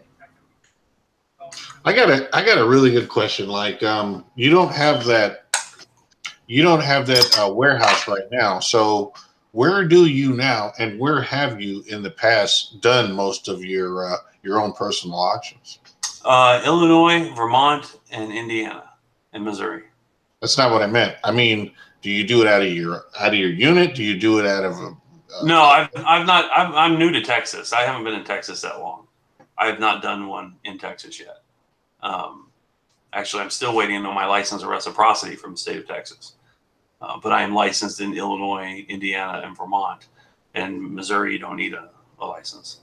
But when I had my auction gallery, I had 3 warehouses. I had 25,315 square feet between 3 different warehouses. So I did 6,000 square foot warehouse was our auction facility. And then the other 2 warehouses, one was just storage for receiving stuff. And then we had a 15,000 square foot warehouse was our discount warehouse, like kind of like Dirt Cheap or whatever. We would buy truckloads of overstock, returns, seasonal merchandise from Macy's and Walmart and Best Buy and Target, and we would price them at 50 cents on the dollar. Open to the public 6 days a week. So So now that you're in Texas and you got your own gig, is this going to be your first time where everything's yours? It's all, the whole kit and caboodle is all you? No, I did it in Fort Wayne, Indiana. Yeah. On a much grander scale, but I had a business partner. Yeah. But you said we, that's why I asked. Yeah. Yep. So are you planning on this being your full-time gig again, getting away from the Audi dealership? Are you going to hold on to that for some security or what? I make $150,000 a year selling Audis, and I have amazing insurance. It would be really, really hard to walk away from that. Oh yeah, absolutely. I mean, it's absolutely. And I love my dealership. Like, we're the only family-owned Audi dealership in the Metroplex. I mean, the rest of them are owned by like Group One or Sonic, and what's the other one? Auto Nation. So, I mean, our owner absolutely, like, we have a guy who used to work for one of the other Audi dealerships who worked for us. Their Christmas bonus that they got was a $10 Starbucks gift card. That was with their Christmas bonus last year. Woo-hoo. The owner of my dealership gives everybody $15 for every car they sold over the year. Wow. So last year I sold 247 cars. So that's a nice bonus. Yeah, that was amazing. And he gives us a turkey every year. Yeah, that's my Christmas bonus or my Thanksgiving bonus. I get the $10 gift card to the local grocery store for your turkey and or vegetables if you're don't vegetarian.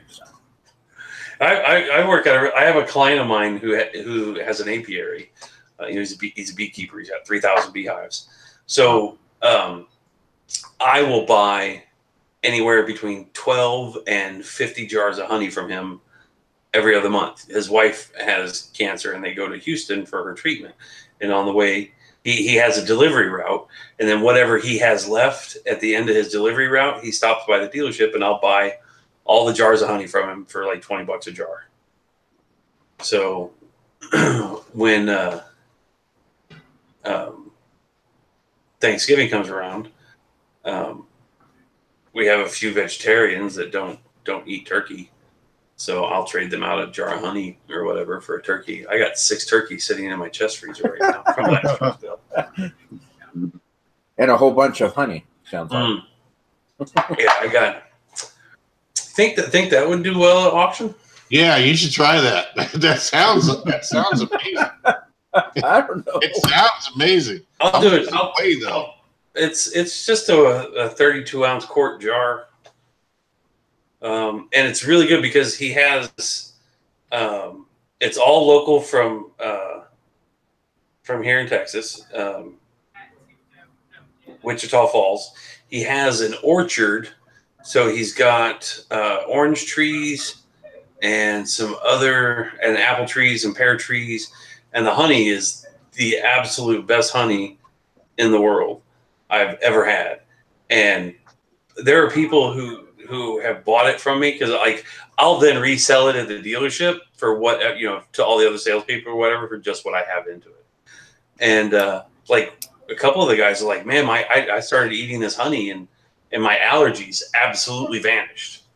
So wow. Because it's raw, unfiltered. I mean, it's fantastic stuff.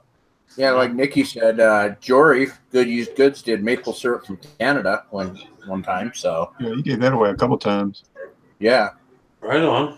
Yeah, maybe I'll do a couple. I think if you went down here, you'd give it away a lot more often. But being in Canada, it's kind of expensive to ship. Yeah. Well, my grandfather was from Vermont, and Vermont is very proud of their maple syrup. Mm-hmm. And that's just like $96 a gallon. Wow. Which I guess this honey would be $80 a gallon. Let's see. Eldon the poultry hoarder. I'm a hoarder of many things, evidently. Is that a Christmas stocking you have hung up already, Dwayne? Oh yeah, it's because it's a Denver Bronco one. Oh, okay. I got it out of a storage unit. Oh, right on. Let's see. I'm going to scroll back and read some comments, guys. Feel free to Plus, you never know. When you're as good as I am, all year long. It may be full one morning.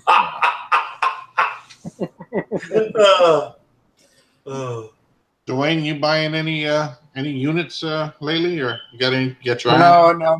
My wife has me on a short leash for a bit until I get my garage cleaned up, and so she says, "Well, as soon as I can park my car in the garage, and you go get a storage unit to do your storage unit auctions out." I'm like, okay.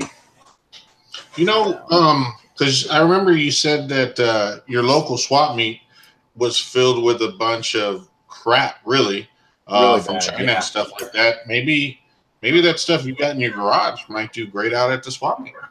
I don't know. The problem is that it's so shitty out there that nobody shows up. I mean, I went out there, and there were probably, I don't know, I probably saw 100 people total. Right. You got a reputation. You're not getting people to go there, because they know. Yeah, exactly. There. Oh wow. The same way it is here. When I show up, I got this really nice garage sale stuff on a nice table, laid out perfect like a store. Versus me just throwing it all in a pile and maybe talk crappy to people and say yes, the price. I would sell more. Yeah.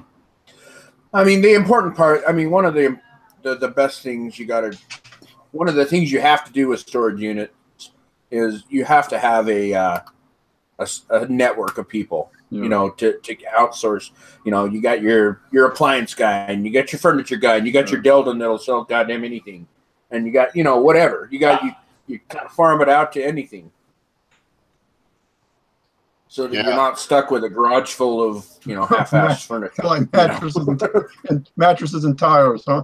Oh yeah, I've got so many damn tires, and the tires I have are good tires. They're like off Humvees. There are I got some low profile, maybe Corvette tires or something like that. But I just, I don't have a full set of anything.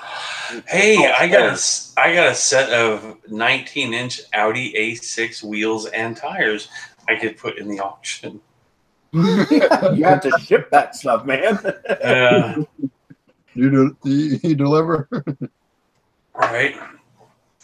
But yeah, so I've got a whole bunch of tires that I just need to blow out. I mean, for the most part, I'd give them away just to get rid of them at this point. Yeah, maybe a yard sale or something. You put an ad on. Maybe Dwayne Hale should be the one selling on the MSP auction. You know what though? I do not have cool enough stuff to sell on my own auction. I really don't. We did one for a long time ago. Me and Heather did one. And we actually had to go source things to sell on the auction because we just didn't have anything, that I thought was cool enough to sell on her. Hey, did you see my impersonation of John Johnson the other night after the auction? Oh, it was pretty epic, and I did it for him too. So I'm not like talking shit behind his back, but let's just say this is a wooden camel, okay? Okay. Now, folks, this is really neat. This is a wooden camel. It's broken. It's got a leg here. It's taped together. I like it. I don't know why. It has my heart. It's got my whole heart. I really, really love it. I don't know why, but it's got my whole heart. He's a good salesman. I mean, I saw in the chat, people were like, man, this is the new what was that guy's name that sold the Billy Mays or whatever? Billy Mays. Billy Mays, yeah. This is the new Billy Mays right here. He's a good dude. Yeah, hey, Rod, we invite Doing is in the channel. Why is he not in chat with us? And Nick, hey Nikki, you're muted. I don't know why you're muted. Because she doesn't like us. No. Hi. Hello. Nikki. I can see your boogers. I'm grounded from auctions right now myself Why? because I have too much stuff. Oh, Yeah, yours is like, I'm calling OSHA on you. I heard about that, man. She has to step very carefully through her garage so she doesn't kill herself. It's like a field sobriety test through my garage. Oh, that's what you called it. That's right. And a sober person would fail it.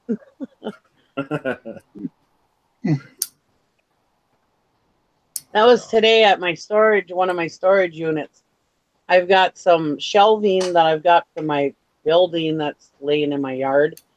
And I've got 3 paint machines in my storage shed, along with this big cash register. And there was that's right. I remember that thing. Just barely enough room for me to fit my fat gut through there. And oh man, that was hard. And I'm leaning over trying to grab boxes behind all this stuff. And God, yeah, my back is sore today. I'm hunting ice cream right now. That's Oh, funny. I remember you saying you got that one paint machine and it was like full, right? What kind of machine? All 4 of them are full. What kind of machine is it? They're paint dispensing machines. Oh wow! Like where you put the different colors in and you hit the buttons to and they spin around. Well, each canister that you can sell each canister on eBay for $50, and the one cart that the paint machine is on, just the cart alone the table alone is worth $150. And I spent less than $10 on all 4 paint machines plus the cash register. I spent less than $10. Well, it was at an auction. It was on this online. This is why I don't like online auctions. I prefer live auctions. But one of the parts of the auction, it was like they were auctioning off different locations, and I didn't realize it. And the one location, it said that everything was taken out of commission a while ago. You know, it's all just been sitting here, but it was all working when it was in commission, right? So these paint machines were actually at a different location at a paint store that had just closed down. Well, I didn't realize that. Well, me and my nephews went and got the stuff. And all of a sudden, my nephew's beard is like red, beet red. And I was like, what the hell? Where'd that come from? And all of a sudden, yellow paint starts falling out. I was like, oh my God, there's like yellow paint and red paint all over my nephews. And I was like, these are full? She's like, yeah, I never emptied them out. I'm like, oh my God. So yeah, they got to be cleaned up. I just haven't had a chance to do it yet. Where would you sell something like that? Well, like I said, I can sell each canister. Yeah, part them out. Yeah. I could take them apart and sell each canister. I just have to clean it all up. Or I could even throw them on Craigslist or Facebook or something, see if somebody local wants them. I was thinking about doing that and seeing if somebody would buy them as they are. I mean, like I said, I've got less than $10 into them. So well, I'll give you $20 for them, and shipping. Double your money. I bet if Gary heard that, he'd say, "Take it." Yep. He probably would. He'd probably sell you one of the whole storage units. $10, you can have the whole damn unit.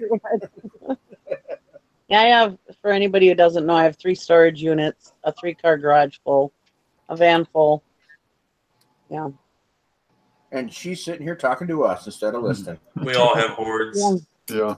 My roommate absolutely hates it when I go storage unit shopping because he's like, why do you buy other people's hoards and then hoard them yourself? Yeah, we're all set. I just, I used to go to 3-4 auctions a week, and in the springtime and summertime, that's when all the good stuff is at the auctions. And then all winter long, I go to these auctions, and there's really not that great of stuff there. So I'm only picking maybe 1 or 2 items up. So yeah, I mean, I like get all the stuff in the springtime and summertime when all the good stuff's there, and then it just goes and gets Eunice says Nikki needs to run for mayor, then she can sell the stuff on Gov Deals. Has anybody ever bought anything on Gov Deals? I haven't. There's nothing around here really. I bought on Government Liquidation, which is like a sister site. I bought some things from Hill Air Force Base, from the military base just north of me. Todd Silverhair Stacker, he's bought a lot of stuff off of there. And Stephen Steff Resale Killers, they bought quite a bit of military stuff. Oh yeah. The only stuff around here at military bases are broke down trucks and shopping carts. There's quite a few shopping carts, as is. Nice. Did you putter around on? Eunice, are you from St. Louis? I lived in St. Louis twice in my life.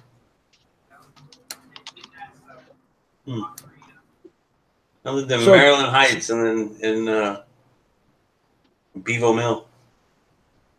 So Barry, are you gonna like get rid of all your hair? No. I mean, Yes. in Vegas, how can you handle that in Vegas in the summer? I mean, that would drive me freaking crazy.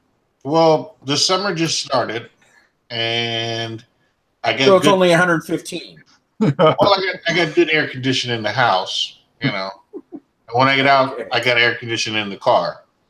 So, but if I didn't have, you know, air conditioning in the car and I was out and about and sweating my hair out, well, first of all, stop hating on my hair. Your hair looks like it's going and going. And can you get this? No, I'm not hating. I'm not hating on it. I'm just saying I couldn't handle that much hair. I would just sweat out every day. Oh yeah. No, you look awesome with so much hair. You're saying my hair. I could trim some off and send it to you at the next auction. You know what I mean? We'll There you go. let them bid it out. Send it to you. No, it's all good, man. It's gonna get longer too, and it's no problem as long as you're not out there in the sun. First of all, if you're out there in the sun long enough for your hair to like sweat it out, that's the least of your problems because man, you're dying. Yeah, it gets pretty bad. That's why I cut my hair short during the summer because I'm very hot body. It doesn't take much for me to sweat. So yeah. Is Rod at win by doing drunk? Because his typing tonight sucks. Probably too much ice cream. Probably. Well, guys, I'm gonna take off. I gotta get up early. All right, Glenn. Thanks for Go to work. joining us, buddy. See you, everybody. Thanks for letting me in. Yep, anytime. Bye. Yeah, I'm gonna take off too. I've got to get up early and going over to this guy's house and buy a whole bunch of 70s vintage electronics from him. So Nice. Sounds like a plan, sir. Thanks for joining us. Everybody, if you don't know any of these people, subscribe to their channels. Share some love. We appreciate it. I subscribe to you, Groove Master. yeah, thank you. I appreciate y'all. Awesome name. Yeah, it is. Well, that was actually my nickname as a bass player was Groove Master. Right. And it's spelled that way because when I got my first Hotmail account, I misspelled it, and so it was still. And so I just kept it over the years. So Awesome. all right, good night, young. Well, take care, man. Have a good one. All right, I'm gonna go too. I'll see you guys, man. See you, Barry. Have a good one. Everybody pulling the pin. I showered. I know, right? I never pull out. Oh. The girl comes on and they all leave. Who comes on? I said the girl comes on, they all leave. Oh no. I swear to God, I showered today. Oh man. Rod, are you done counting ice cream money yet? Let's see. What does he sell? Ice cream during the day or what? Yeah, He's got an ice cream truck. He has what? He's got an ice cream truck. Oh, cool. I think 2 or 3 of them actually. I think. I Or got he's got one. ice He's got a couple in the. You can't afford it. You on the welfare. That'd be Like, cool what? to have an ice cream truck. No, it wouldn't. I'd get way bigger than I already am now. I'd eat all the profits. Yeah. Oh man, I couldn't do. I love ice cream is my one vice. Yeah, I like ice cream. You only got one? Yeah, well, maybe 6 or 7, but Oh, he has 3 ice cream trucks and a concession stand. Wow. Yeah. well, let's I not thought he pat had ourselves on the back, shall we, Rod? You know, one time Jennifer, she said our ice cream trucks take EBT around here. You know, one time I was so mad because Is that like food stamp card? Yeah. yeah. The one time I was so mad because there were these people that lived next to me. I rented from my brother at the time. And there were these people that lived next door to me in the house and in this other house, and They were just, I mean, and I'm not saying anybody on welfare is scum, and that's not what I'm saying. But these people were scum of the earth. I mean, he would go work for somebody and then get injured and then have to get a settlement and then, Oh wow. those Work in kind the of people. system. Well, anyways, they didn't take care of their kids. Their kids just, I mean, they never bathed them, nothing. I mean, they were just scum. Well, anyways, I was so mad. Gary worked, I was working. It's just when we first were starting out, and I couldn't afford the Schwann's man. Oh no. Schwann's man every week went to these people's house, and I was like, "What the hell? How can they afford Schwann's man? I can't." And Gary's working a couple jobs, I'm working a couple jobs. I'm like, "What the hell?" Well, Damn here they it. took food stamps. That's why they could afford it. I was like, son of a gun. I was so mad. Now I can afford Schwann's and I don't really care. But I remember when I was in high school, Mom used to get the Schwann's, and their chicken tenders were amazing. They were good, yeah. I remember Mom used to buy those for me, yeah. Yeah, we used to have the I don't know if it was Omaha Steak guy that would drive around in his refrigerated truck and peddle his little steaks and his chicken fried steaks and chicken tenders and stuff. Good stuff. No, we don't have. Actually, we have one ice cream truck, I think, in Duluth. But yeah, I live out in the country, so we don't have ice cream trucks over here. I remember Sounds like that's what you should do then. The last 5 minutes of Knots Landing, our ice cream truck would come. We'd hear music box dance. Knots Landing. And my mom back in the day like, when actually you kind of ran your life by what was on TV. Oh yeah, after match is when I went to bed, or after Jimmy Carson. Or my mom would always be so mad. She'd send my sister out with me because I was too little to go out there by myself, and she used to send my sister or my brother out there with me because Knots Landing was. She's like, he always comes 5 minutes before it ends. Right at the cliffhanger. Yeah. And there was always one on Knots Landing. Right. Yeah. I used to like the Dukes, and me and my dad's thing was Dukes of Hazzard and Incredible Hulk. Oh, sure. I used to sit on his shoulders while we were watching Incredible Hulk, and when the Incredible Hulk was changing, I would act like I was changing too, and I'd jump up and down. That's probably why he doesn't have very good shoulders right now. I was jumping up and down on his shoulders and wrecking his head. And yeah. Good times. Yep. I used to, when I was, I don't know, probably 13 or 14, Rockford Files was on at like 11. And then that's when I would go to bed, is after Rockford Files. So. Right. Remember, summer I would go spend it with my grandparents. I'd be forced to watch Hee Haw. Yeah. And I love Hee Haw. Hee Haw was on right before Dukes of Hazzard. Yeah. But then one show my grandfather watched because he loved westerns was Maverick. You remember Maverick with James Garner? I did. That was an awesome show. I watched the reruns. I don't know. I don't think. Yeah, I didn't watch it. Yeah, first time around either. We always watched, and I was a weird kid. I liked Hee Haw. What do you mean? I like the girls on Hee Haw because some of them were gorgeous. We used to watch. So you're into Minnie Pearl, really, Sheldon? I wouldn't have thought that. I'm Minnie. Howdy. I play accordion, and when I was a kid, we had this concert, and we were supposed to play with Myron. We were going to play with Myron Florin, and I was so excited that we were going to play with Myron Florin, and because he was a celebrity to me, and he was always on Lawrence Welk. If you guys don't know who he is, anyways, I went to school that day the next day when I found out, and I was like, I'm going to be in a concert with Myron Florin. We get to play with Myron. They're like, who the heck is Myron Florin? Right? Who? I was so excited. Who? Myron Florin. Who's that? He's a famous accordion player. He was on Lawrence Welk time. The accordion players. Oh, they were getting all the ladies. You break out that accordion, panties just drop. The old squeeze box, huh? I like accordion.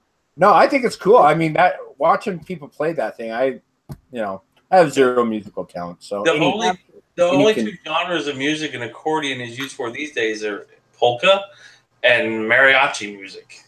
I love polka. We are from Minnesota, so I love polka.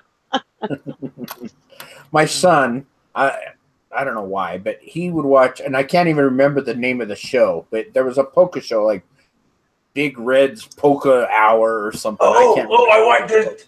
There's a Netflix movie on that dude. Oh yeah, that's good. Yeah, my son would sit there and bounce up and down on the couch and listen to polka music. Like that oh dude he's not my kid. That guy was selling stocks to his company or whatever that didn't even exist.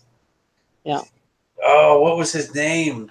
I can't remember his name, but it was Papa Joe or something like that. I can't remember. I'm gonna Google this shit now. Yeah, it was. My son would watch that, and I would just like, oh my gosh. And they got into it, of course, on the show. Jan Lewin. Jan Lewin. Yeah. Yeah. It looks like Jan Lewin, but it's Jan Lewin. Yep. He was. That was a good movie. Yeah, it was. Who was it? Tara and Jim told me about it. Yeah. Yeah, Jack Black was awesome in that movie. He was also really good in the movie Burning. I don't know if you've seen that. That was a really good movie. I haven't seen that one. Let's see. Valerie says my grandma was in love with Lawrence Welk. I wanted to stab my eyes out every time they put that show. I was not a Lawrence Welk fan. We go down to the steam show every year down in McGrath, Minnesota, and they have polka, and we dance polka. I love polka. Krillin, Lonnie doesn't really come into my show. I don't think Lonnie really knows who I am. So I heard he doesn't like you. No, I'm just kidding. I wouldn't be surprised. He's worried you might sell some of that dead people's jewelry.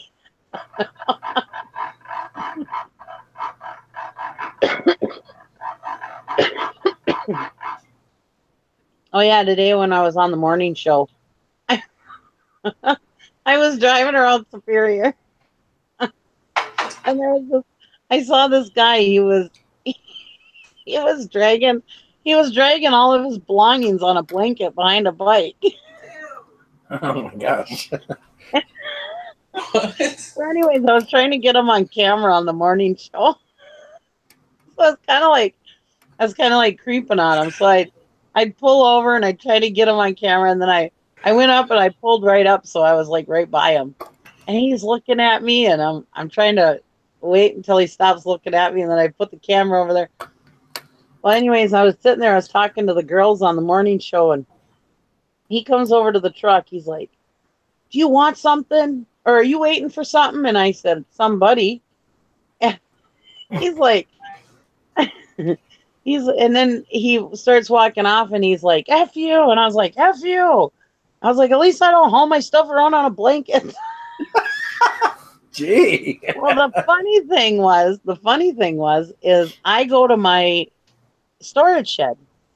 And he lives there. And I've been telling these girls that there's somebody that lives in one of the storage sheds over there. Well, anyways, I pull up, and here it's him. He's the guy who lives in the storage shed. Oh, no. Oh, wow. Are you the woman from earlier? I said, yeah. And he goes, "Well, I'm really sorry about that. I was having a bad day." I'm like, all right. Did they let him live in the storage unit? Well, he's not supposed to, no. The thing is last summer, Mother's mustache. Oh no, she cussed.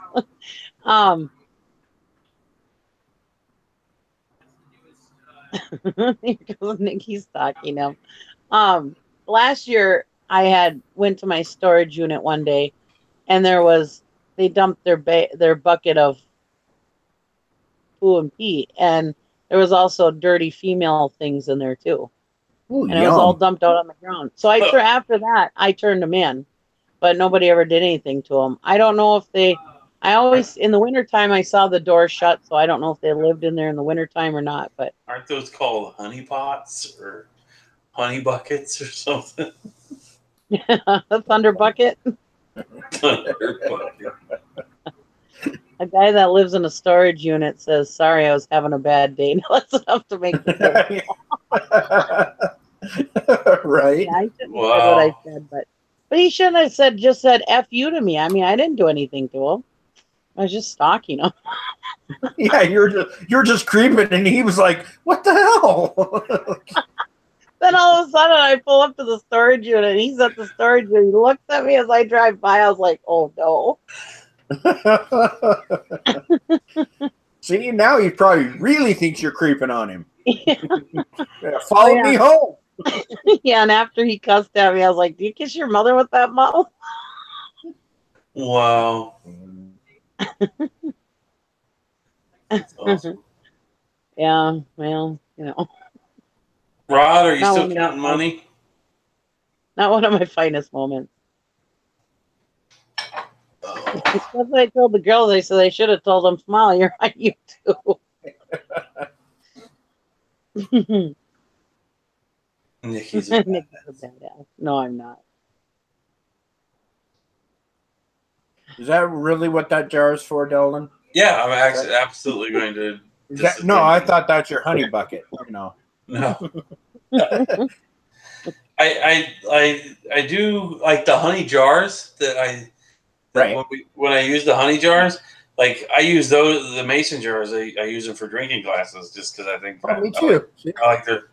I like to look at them, and I've actually used this as a drinking vessel before. Wow. There you go. So You can say that it has some Delden DNA in there. well, maybe I should auction off some tube socks then too. I'm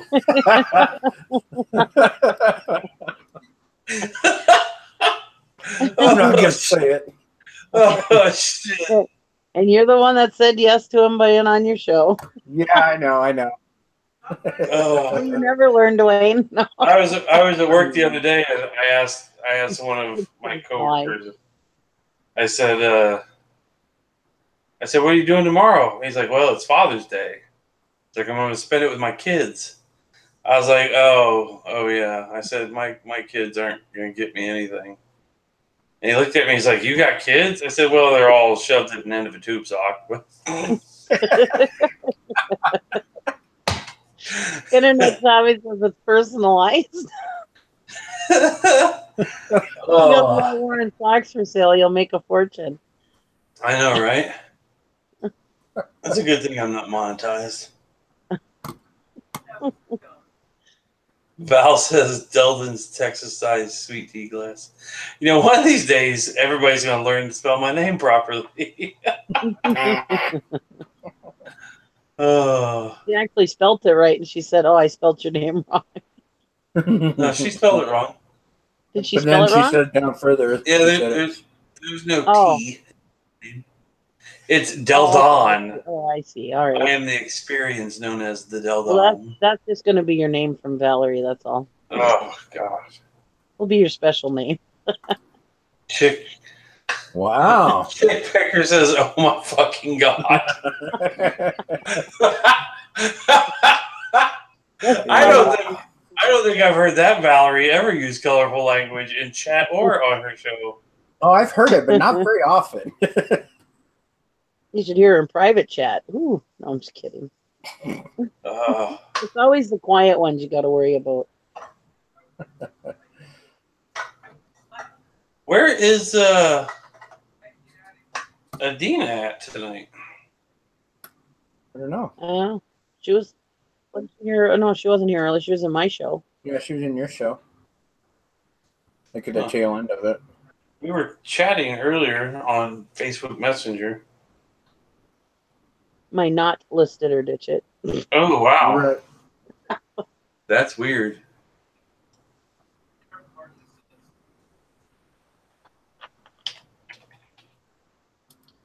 I might be meeting Tara and Jim tomorrow. I know, that's what I heard. They're coming up to That's Duluth kinda for the cool. Trump rally. Dumbasses. No, I'm just kidding.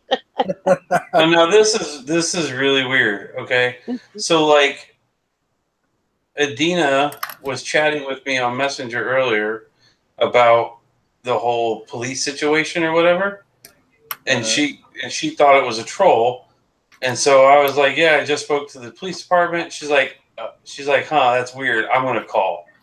I was like, go for it. And then I gave her the detective's names, and then she said, I'm calling him now. Left him a message. I said, what did you say? She said, please call me. And I said, so we had.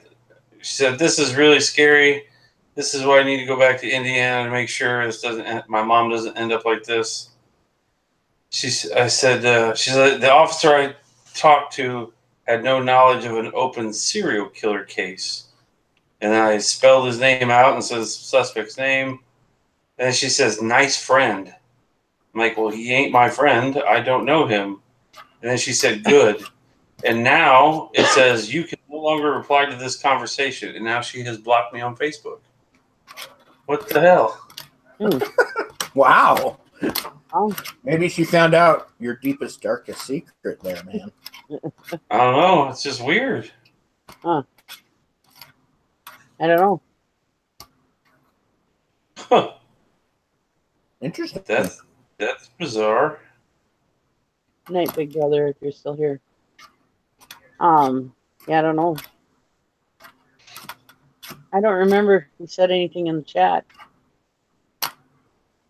This is getting interesting.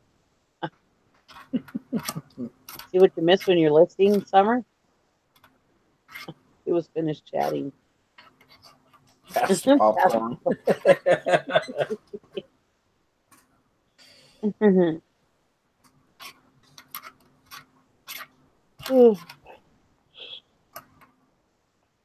Wow. That is so weird.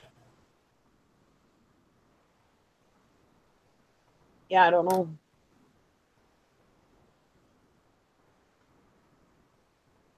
You're not the serial killer, are you? No, not at all. Yeah, that's what I was thinking. How did you spell that guy's name? Was it Dilton? No, something.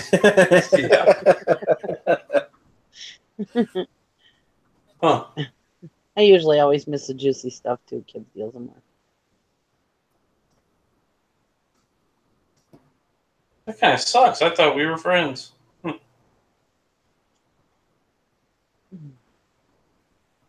don't know. Maybe she took something the wrong way. I don't know. You ooze drama.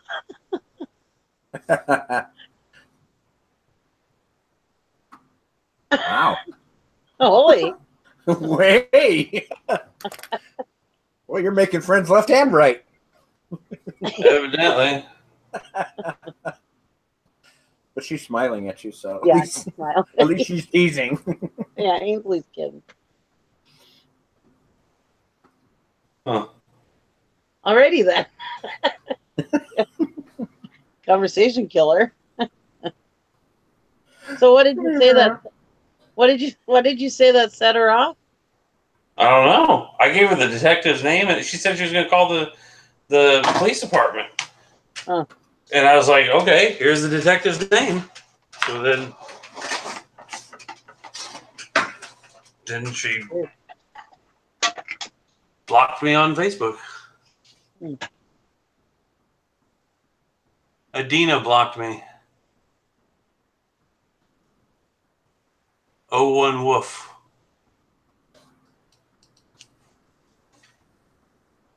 Whatever. Yeah, I don't know why.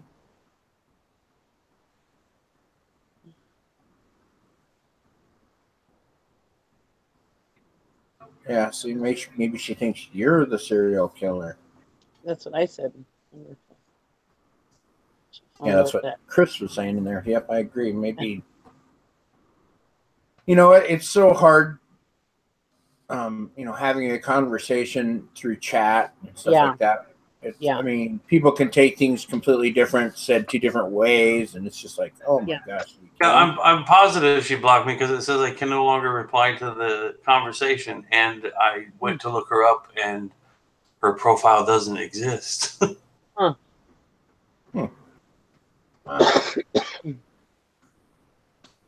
Like So, internet shopping says, sounds like some wires were crossed. I wouldn't take it personally. yeah. I'm sure there's several people that have me blocked. I But I don't know who see they her are. that often. Otherwise, I could intervene, but Yeah. I mean, it's weird to like not. I mean, how do you not take it somewhat personal? I mean, like we've been talking for like 3-4 days or whatever, and like and then just all of a sudden, yeah.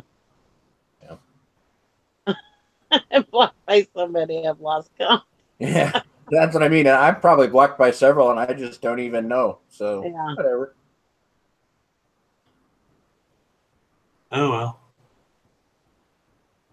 So that means I have an unsubscriber then probably. Let me look at my statistics. Unsubscriber? I You're had at 9 215. subscribers. Only 9? Well, I had 9 the other day. I don't know. John Jones says, sounds like she called the police. Couldn't confirm. Think she made it up. Or they told her more than she wanted to know. Yeah. Well, that would mean he's the serial killer. That's probably right. The police would have no reason to confirm or deny anything to her.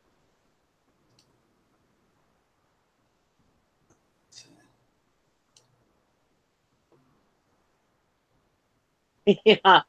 Ainsley says, just like what I just said.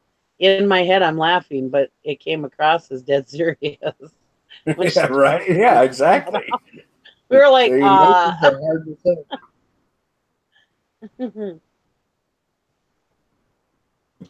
Where does it show your? Is that your analytics? Yeah, analytics is where it'll show how many total people you've gained and lost. Yeah, they definitely wouldn't give people information in an ongoing investigation, especially if she called them saying, hey, I just saw this on YouTube. Yeah, right. Yeah, they may be like, I'm not going to give you any information. So I'm looking up how many subscribers I have lost since the beginning of time. So, like, where do you, like, I'm under subscribers. You go to analytics, then you go to, subscribers.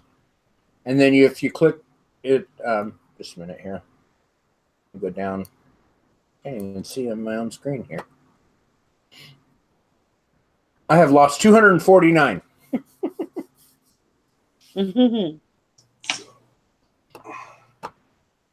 So, yeah, don't worry about it. I mean, what do you do? Can't please everybody. Nope, you can't. I'm just happy if I can please myself. Yeah, I'm just. Wait a minute, that may have not come out right. That's why I'm laughing. Yeah. Hey, at least I'm not choking Gary's chicken. I have lost 13 subscribers. Yeah. I've probably lost lots because. Too bad it doesn't show you who they are. Yeah, that would kind of take the end. I wouldn't want anybody to know if I unsubscribed. Let's see. I'm up 35 subscribers. Where does it say how many? So I've gained 1,833 and lost 249 for a net of 1,584. Where are you finding that? On your analytics. Yeah. Then you go to subscribers. Analytics. And then I had to change my date to lifetime up in the right corner. Yeah. Change the to lifetime, and then it has it.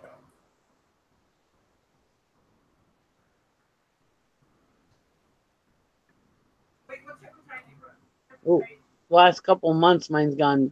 Well, that's because you haven't done that. anything. You've been busy with your dad. Subscribers lost 373. Well, you got me beat. Subscribers gained 1547, but I only have 1,174. Right. So I was at 1,500 and something at one time.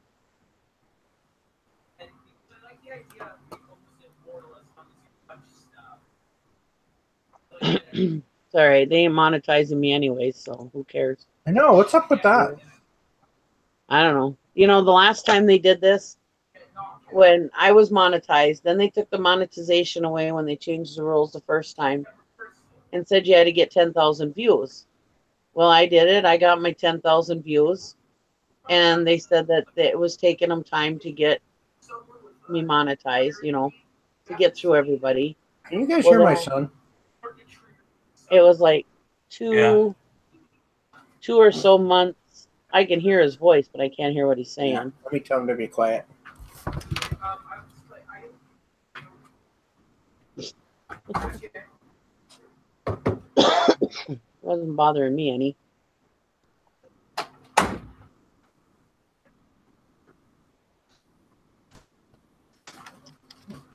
But anyways, it was 2 months.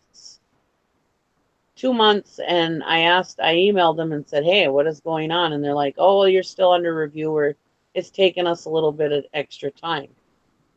Okay, well then that's when they ended up changing the rules to the 1,000 subscribers and 400 watch hours. So I never ended up getting monetized then. Oh wow! And then I did this, and now they're taking their sweet old time again. So I don't know. So it's you. Or what? You're the problem. You're the reason they're doing this. I'm the problem. Yep, follow me. Oh, geez, you can't win there. I know. Yeah, my account status is in review. We'll email you when it's approved, and then it says they usually email you a decision within the week, but it says we are currently moving through pending YouTube, blah blah blah. We're hoping to get caught up by the end of June. Now they said the end of April to me. They said the end of May to me, and now they're saying the end of June. So I don't know if they're working on changing the rules again or what. Yeah, I don't know. Who knows? Yeah. Not like I make any money off it anyways, but yeah, for real. Do it for fun anyways, but I just figure I'm on here. If I can make money doing it, I might as well, right? Sure. Exactly right. You all right there, Delden? You're looking a little stressed, man. No, I'm just trying to figure all this shit out.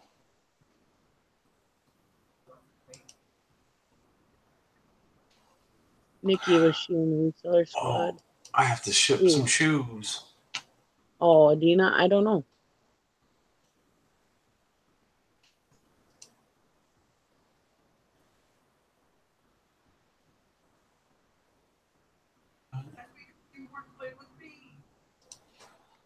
Is that why you weren't at my show tonight, internet shopping? It's Eunice. Oh,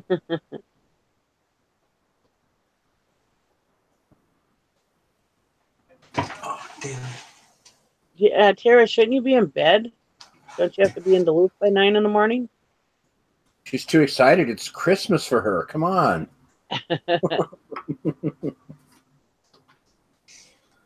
You don't get notifications for me? Oh. Well, every now, hopefully, every Tuesday at 7 p.m. Uh-huh. Mm-hmm. Sure. As long as my dad don't get sick. Right. Or the place floods or... Yeah. No. Well, yesterday my power went off, so I didn't know. Geez, my internet wasn't where nothing was working. But you know, this morning we went to town, and we had to go through the water that was like it was down a little bit, but it was still up, probably at least to the bumper, or almost to the bumper. And we went through that water this morning at what, 6:15, and when we came home this evening around 6, it was completely gone, all the water. Wow. Where'd they put it? Couldn't believe it. I don't know what they did with it. And then they came over and then they came over by the bridge where the road was eaten away, and they put a bunch of dirt there to build it up enough for people to drive on it, but it's not perfect. So Right.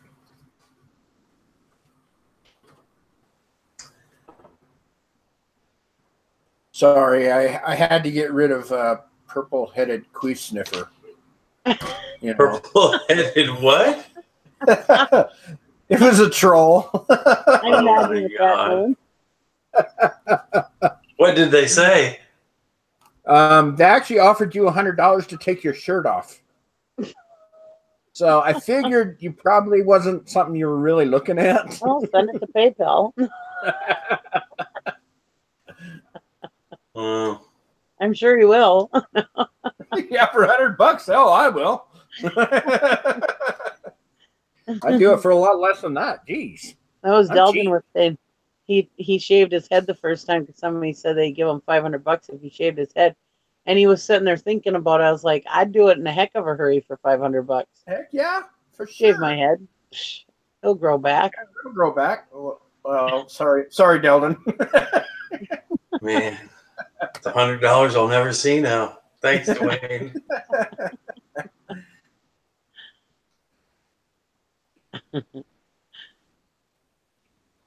How would they do that?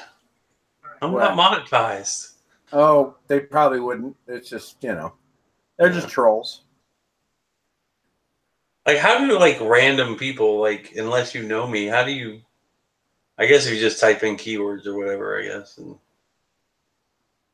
No, they can see who's live. Yeah, there's a thing that says, show who's live. I mean, if they're wanting to troll, they can do that. No internet shopping. You cannot get super chats if you're not monetized. Must have says your pay me link. I've never had a pay me link. Yeah, that's a PayPal link. Oh yeah, that one. Yeah, I've never used it, but I know it's there.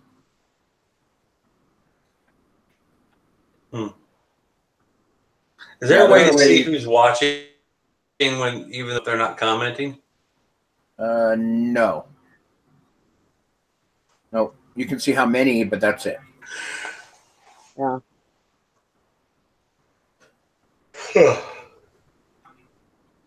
Oh man. Turned out to be a crazy ass day. I bet, yeah. Yeah, I can honestly say I don't think I've ever had a day like that that you've had. Yeah, I'm half tempted just to make that video private. Why? Well, don't until I watch it. Yeah, I was gonna say, wait a minute now. Give me an hour or so. Yeah. We want to watch. Where are my scissors? I know. I didn't even know Trump was coming to town. My husband goes, "What do you live under a rock?" I said, well, how would I know? I don't even watch the news.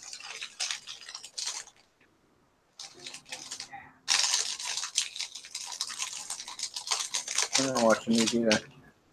I told my husband, I says, it took somebody from Georgia to tell us that somebody was coming to your state. that Trump was coming to town. Nice.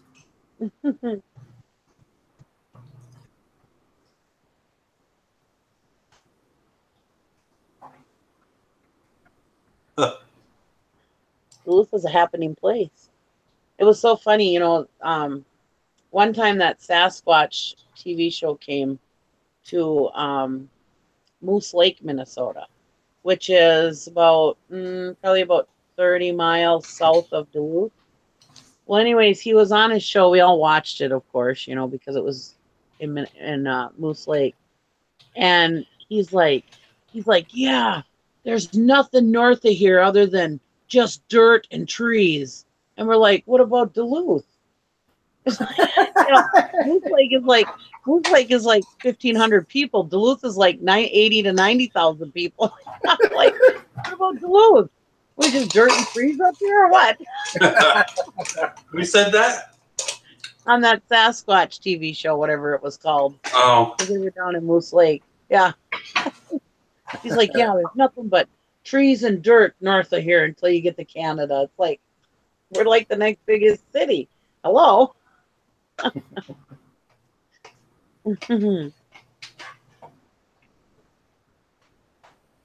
See, now the West Desert of Utah, you can honestly say there's shit from about from here to wow. I guess it would carry all the way through Nevada until you got to the California border. Yeah. I have and then it's still shit. Yeah, right. Sorry, Valerie.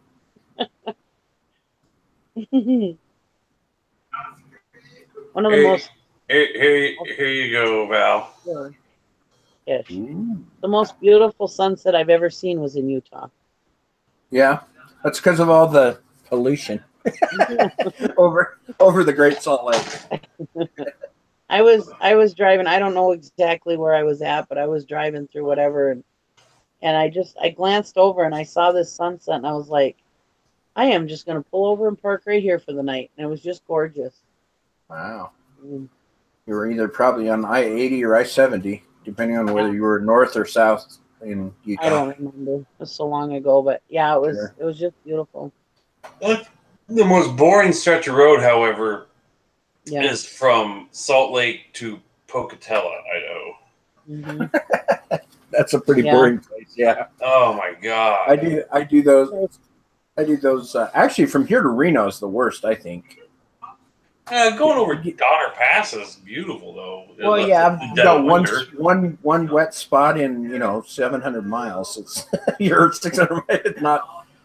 It's not great, but there is nothing longer and more boring. Well, there is Montana and Texas. Even though I love Texas, there is a lot of land of nothing in Texas. And there's a lot of miles in Texas. I've driven across Nebraska and seen their trees. Yeah, that's the land of nothing too. That is like the deadliest part. One of the deadliest parts of highways right there is that I-80. Yeah. Going through Nebraska and Wyoming and stuff, because it's just completely nothing and people fall asleep all the time going there. Driving from here to Denver, there's two ways you can go. You can go down to I-70 and across, or you can go up through Wyoming and come down by Fort Bridger. And Wyoming there is nothing up there. And those cops in Wyoming are not nice people. Well, that's because they don't have anything else to do. The whole state has less than 1 million people. Yeah. So anybody who's traveling on I-80 is going to get nabbed for something. I got pulled over twice in 20 minutes. One for 6 miles an hour over, and the next for 7 miles an hour over. And they gave me tickets. Wow. Yeah, that's Nowheresville there. Pennsylvania, east to west, is another long one. Really? Yeah. It's beautiful, don't get me wrong, but I'm just saying it. Just like Montana is beautiful, but it just gets really long. Especially when you drive it all the time, Another really long. When I lived in Atlanta, I go down to see my folks in Clearwater. That was the longest trip ever. And so much of it is like 2-lane highway. Wow. It's beautiful here, cops, as far as the eye can see. You want to talk cops? Ohio. Ohio is the land on the turnpike. Yeah. Ohio is the land of cops. Huh. You will get nailed every time if you speed in Ohio. Yeah. Gotta be careful. Yeah, there's cops all over the toll road. Why is the Utah state logo of the honey beehive? Why is Because that? it was considered the land of industry, so you're busy like a bee. Because there's so much industry in Utah. It was just what they called, when they got here. I don't know. I didn't say it was right. I'm just saying you what it is. That's it. It's like what's Nebraska or not Nebraska? What's New Mexico? Nebraska? Land of Lincoln. No, Nevada or not Nevada. Freaking New Mexico. Enchanted something. Really? Like New Mexico is like the ugliest state on the planet. I've actually never been to New Mexico. Oh my god, Albuquerque's beautiful. The rest of the state's like a trailer park blew up. Yeah. Really bad, huh? Yeah, I've never been down there. They have weird names. Of course, there's no other weirder names than Arkansas, where they have Toad Suck Park. They have what? They have Toad Suck Park and Big Bone Lick State Park. Wow. Oh wow. Yeah, I passed that sign one time. I was like, did I just see the Big Bone Lick State Park? Sure enough, I looked at my atlas. Sure enough, it was there. Nice. Then when we go to Ohio over the Licking River, I'm like, I want to go swimming there.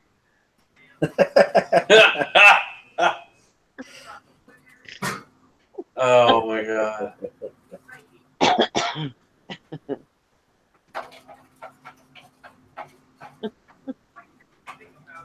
Yeah, I think I'd agree. My dad says that the most boring stretch of road he's ever been is through Kansas. Yeah. So Kansas. he's like, you can, if you're driving at night, you'll see a twinkle of a sign, and it'll take you like an hour to get to the sign. Yeah. So. Hi, Carol. Panhandle of Oklahoma is pretty horrendous too. Is that? I like the scenery here in Utah, but I'm ready for a change. Come to Tejas. I've lived here forever, so. Where would you go?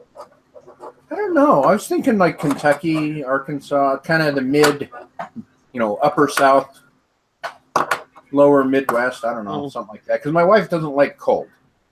She's tired. She's tired of the winters here, so we can't go to like Ohio or Wisconsin or something like that. Come here. It's garage sale season every weekend. Yeah. I don't know if I could deal with the ego of Texas. It's a dry heat. No, not the heat. The ego. Oh. I'm sorry, I know all about dry heat. Dry heat, moist heat. I don't care. It's all freaking hot. Yeah. When I moved to Phoenix in 1998, they're like, it's 131 degrees. They're like, oh, but it's a dry heat. Like, why don't you tell that to my wet ass? Because I'm sweating like a stubborn bitch right now. Exactly. I like going to those places in the wintertime. Used to be funny. I would be over in LA or Phoenix or something, and I'll be in shorts and a t-shirt and flip-flops jumping out of my semi, and they're all in parkas and they're like, you're not from around here, are you? I'm like, no, I swim in colder weather than this. Yeah, right. It's like with my first winter down here, it was 58 degrees, and I walked into the dealership, and there's like this girl, like her triple down goose or like, Parker or whatever. I'm like, what is wrong? She's like, it's freezing. I'm like, I grew up in Chicago. You have no idea what cold is. Yeah. I used to, before I got the job that I'm at now, I would wear shorts year round. And I'd say that anything less than 20, I'd think about putting pants on. But for the most part, I just wear shorts year round. But with this job, I have to actually wear pants. So yeah, that sucks. When I quit my full-time job, I told my husband, I said, I don't ever have to wear pants again because I'm a shorts wearer, Uh-huh. Yeah. I'm like, I never have to wear pants again. That's I can just wear my shorts. I would love to sit around in my underpants all day long.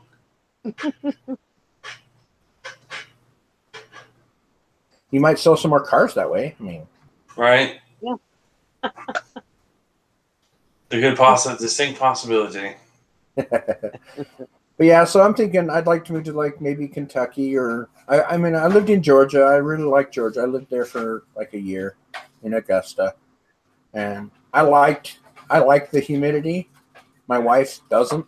You know? Yeah. I'd like to go to Savannah. I lived in Atlanta for 3 years. I'd love to live in Savannah. And then I had a friend that Savannah, though. yeah, I had a friend that lives in Rock Hill, South Carolina, and I liked that all right. So, but again, it was just not for my wife. Right on. Are you guys originally from Utah? I am. She's not. She's from California. Oh. She's from the Bay Area, California, How'd you guys Livermore, Tracy. But I've lived here my whole life. How'd you guys meet? Minus the 6 years in the Marine Corps. She worked with my sister-in-law. So she moved up here when she was 12, and I got out of the Marine Corps, and my sister-in-law was like, "Come get this drunk-ass Marine off my couch."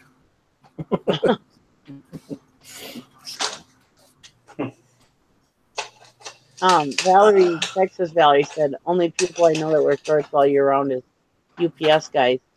Well, that's one reason why I loved FedEx. Working for FedEx Freight was because I could wear shorts in my uniform. That was awesome.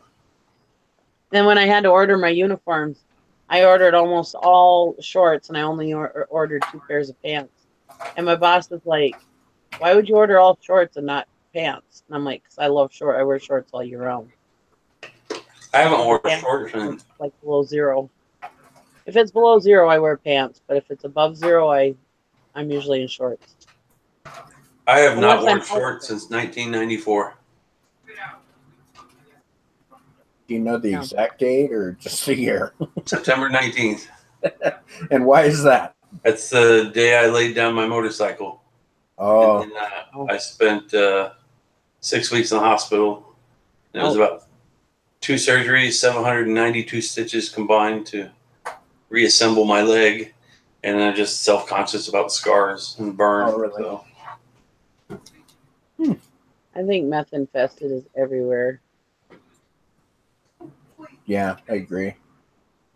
It's popping up all over the place. Not just Missouri. I live in Happy Valley. At one time, we were the highest per capita antidepressant prescription place in the country. You know, I have visited. The only 2 states I've not been in is Hawaii and Alaska, and I have done a number of shows in Salt Lake and Ogden and Layton and Provo, and the strip clubs in Utah suck. All 3 of them? Yeah, all 3 of them. Well, like the ones in Salt Lake, they're all owned by like the same guy, and they have like a shuttle bus that like you can only get alcohol in one of them, you can only get lap dances in the other, and then the third one is topless, but you can't have a combination of anything else.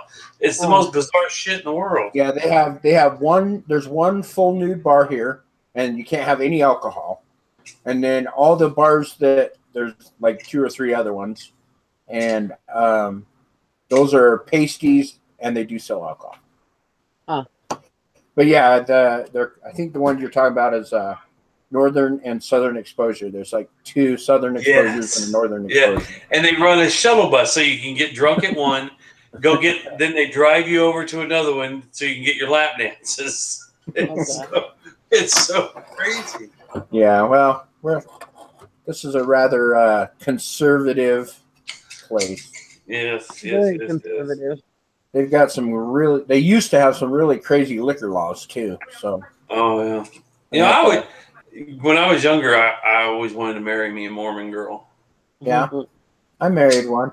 You want her? No, I'm just kidding. I love my wife. I mean, I've never met a broke Mormon in my life. A broke Mormon? Yeah. Holy cow. They're all broke. The wages are really low here in Utah compared to the rest of the country. And, you know, one of the premises of the Mormon religion is to have a lot of kids, right? Yeah. Well, so you get people that don't make a lot of money that have a lot of kids. Yeah. So they're just poor. You Yeah. know, they just don't have enough money. That's why the whole the polygamy thing is so sad. I mean, other than obviously the marrying the little girls off, that's rotten. But you know, you have one guy making money supporting 2 or 3 households. You know, that's why they dress in gunny sack type dresses, and because they just don't have any money. Yeah. Well, the polygamy thing, if I'm correct, and I mean I've read a little bit about it, and Joseph Smith was like, that's the one thing. Like, if you, like, the symbolism in Mormon religion and Freemasonry are damn near identical. Really? Because well, I mean, Joseph Smith was a Freemason. He was excommunicated. Gotcha. But then, like, with the pilgrimage from like Nauvoo to Utah or whatever, like, so many of the men died, and it was, you know, then the other men would step up to help take care of that. Yeah, sure. That's how it originally started. That was the premise, is that the men were taking care of the stranded women, right? The widows. But yeah, I mean, think of what that guy. Oh, I dropped my can. I'm trying to think of what that guy's name was. It started with a J. Jeffs. Warren Jeffs. Jeff. Warren Jeffs. Anyways, his wife. Yeah, not too long. When I worked on the phones after FedEx, when I was on workman's comp, when I worked on the phones doing GED, all of his wives called in for one time for their testing. Yeah. And none of them had email or none of that, and right. They didn't have phones, and they were all at somebody was letting them use their phone, and they all had to go get their GEDs and stuff, I suppose, because they all had to go get jobs and stuff, I suppose, when he went to jail. Right. But, right. Yeah, that was right after he went to jail. I personally, I don't care if, you know, I don't care if people have more than one wife, as long as it's consenting adults. You know, I mean, I don't really care, you know, just like I don't care who other people have sex with. None of my damn business. But it's just the consenting adult part that gets kind of creepy.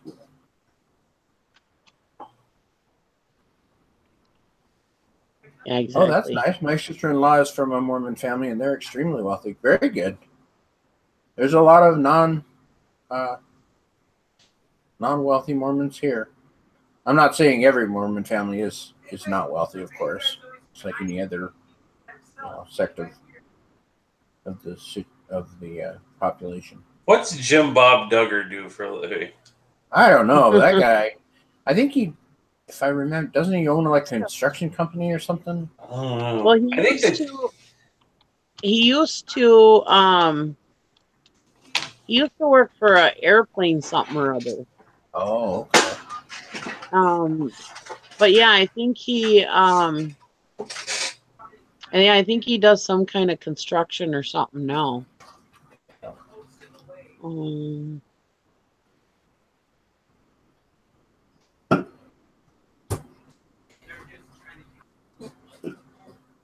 He used to work for some kind of airplane something or other.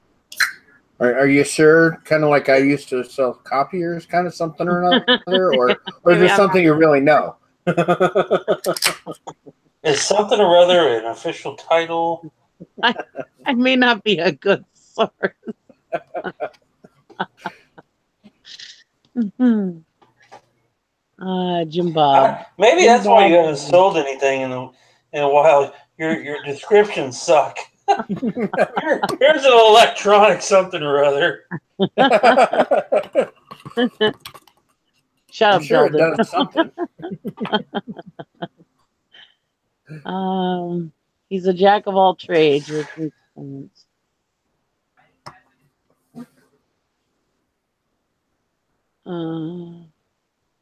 What? I'm reading. Oh, I was reading. Internet Shopping says my understanding is that some towns are very, very closed off to non-Mormons. In the southern part of the state, there's some cities that are there's two type of Mormons. There's a lot more, but there's the fundamental Mormons. That's the ones that practice polygamy. That's the Warren Jeffs of the religion, and then there's the mainstream Mormon religion, which they got rid of polygamy when we became a state in like 1895. That was one of the reasons. One of the things that they had to do to get statehood was to denounce polygamy. So you have the fundamental LDS religion, and they have the compounds. Like down what's it called? Oh, I can't remember the name of it, but it's right on the Arizona-Utah border, and those are very closed off to the non-Mormons. It's like I said, it's kind of a compound. It's more of a commune, Branch Davidian. Yeah, exactly, that kind of stuff, but not quite as kind of like what the show Big Love was. Yeah, exactly. Yeah. Exactly.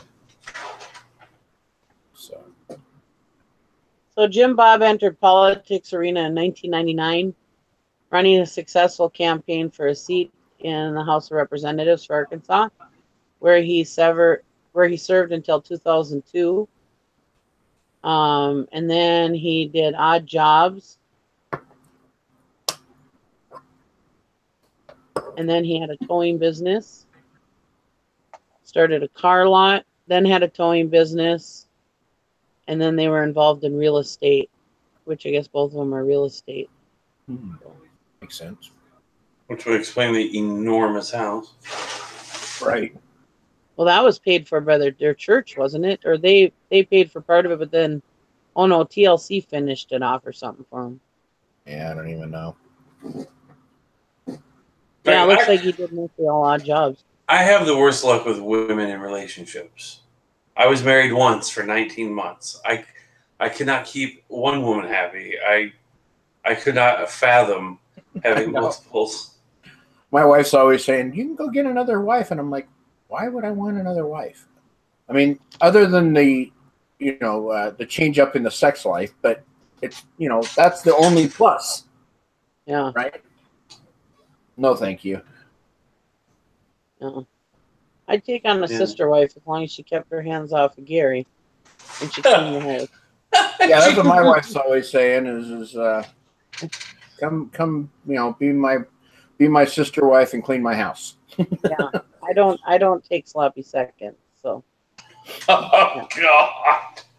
That would be a big deal for me.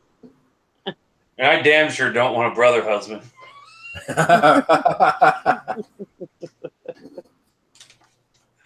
Oh. Well, you're gonna if I win you on the auction show. Oh, there you go. Did you hear about that, Dwayne?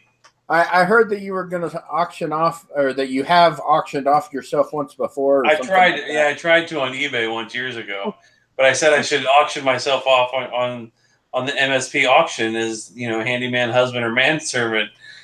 And Nick, he's like, I can see the conversation now. I can't even repeat it or how it was. It was the funniest shit ever. Tell him what you said.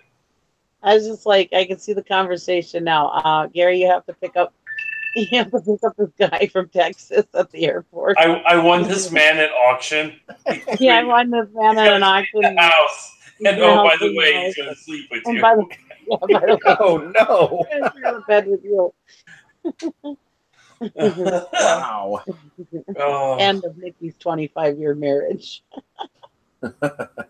Nice. Yeah. Don't think that would go over very well. Yeah, probably not for most people. Not for me. Ainsley. Nikki is serious, though. Delvin just doesn't realize it. Oh, yeah. Yeah, and Scott said I was going to be dressed as a manservant Jeeves. Well, Gary's 6'3", so Oh man, where is Scott? Is he avoiding me tonight? he was in the chat. Was Yeah, he? he was in the chat earlier, a long time ago. Yeah. Hmm.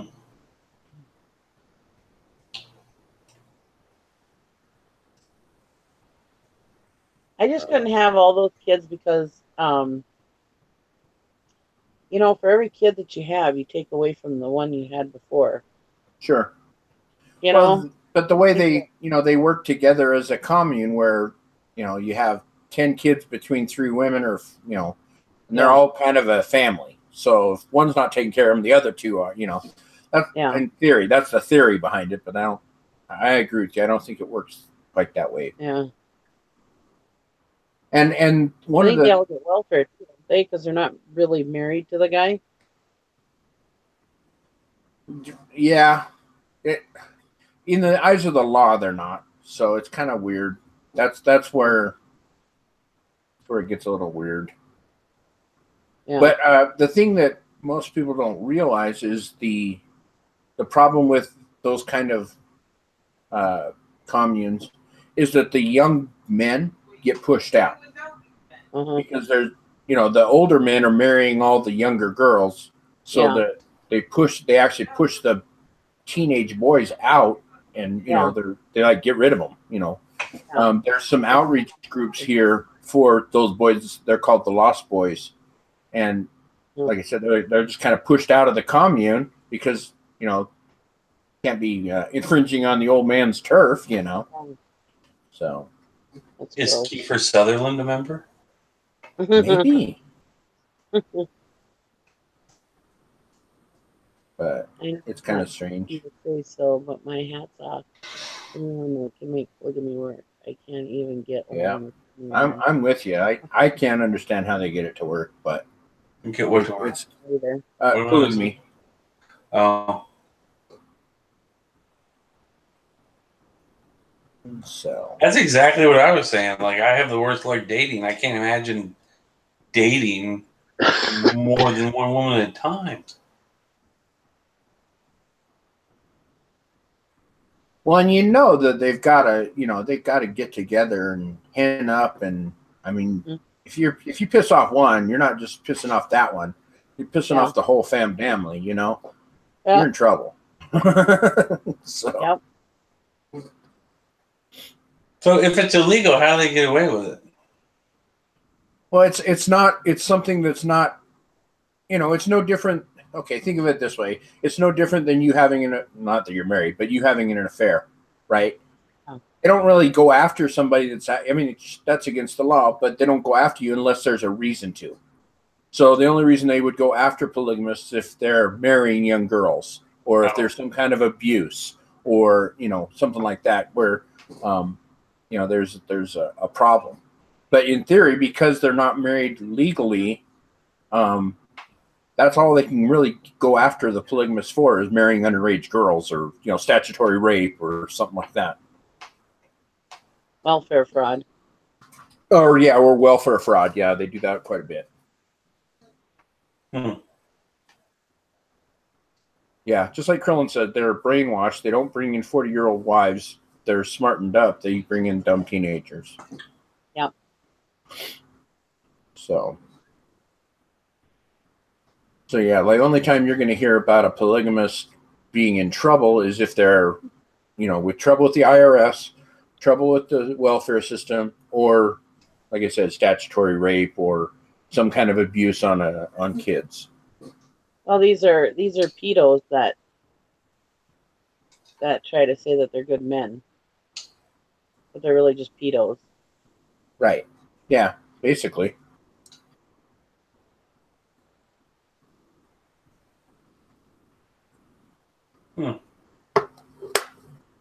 That's all kind of creepy. That's a good show. Creepy as hell, but it's good. What show's that? Handmaid's Tale. I don't think I've seen it. It's on Hulu. No, this is Diet Shasta. I'm not drinking. No way. Well, it is 12:05 in the a.m. here, and I have to Yeah, go to work in the morning. Thank But I you. want to thank everybody for tuning in and following along and interacting and chat and showing the love and support. We greatly appreciate it. Yeah. Bye, everybody. Everybody needs to hang out so I can invite more people to the panel. There you go. Hey, you're There's a lot of higher people. on the thumbs up than you are the thumbs down now. Oh, that's good. The way you look at it, you still have 25 people to watch the show. Yeah. And y'all take a watch the previous one. Oh yeah, I'll have to go before I take it down tomorrow. Is it long or? It's like an hour. I think the police call starts at 18 minutes and 8 seconds in, and then Okay. Oh. Oh, look at that! The serial killer guy's in the chat. That's awesome. Nice. Is that his name? Yeah. Well, somebody's got a weird sense of humor now, don't they? Yeah.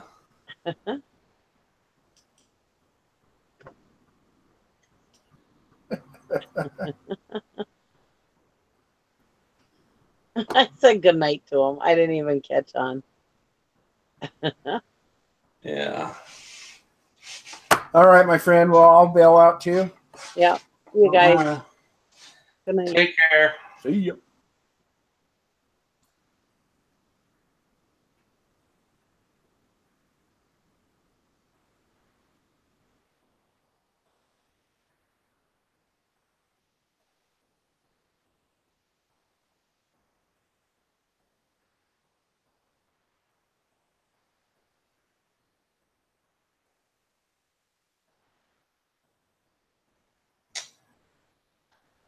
Oh, goodness.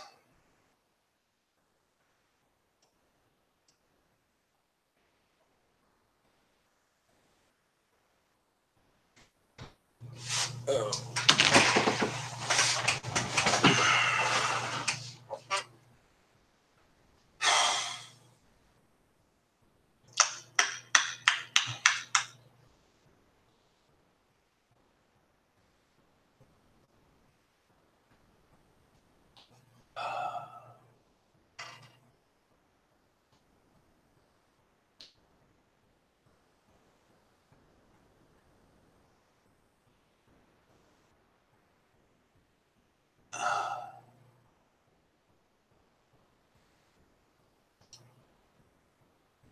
Oh my God.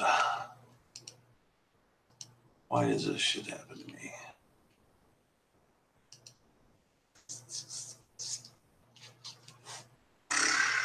Why isn't my printer printing?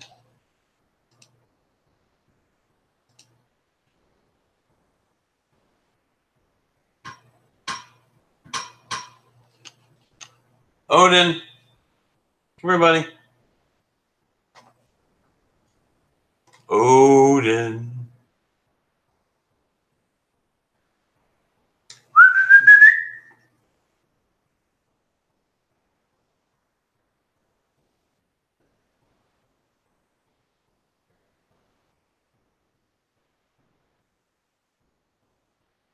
Odin. Come here, buddy.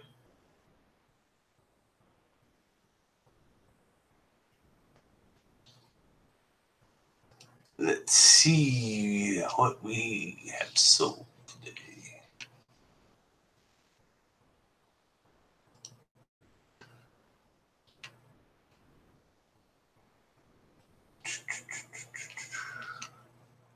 Bum, bum, bum, bum, bum, ba-dum, bum, bum, bum, bum, bum.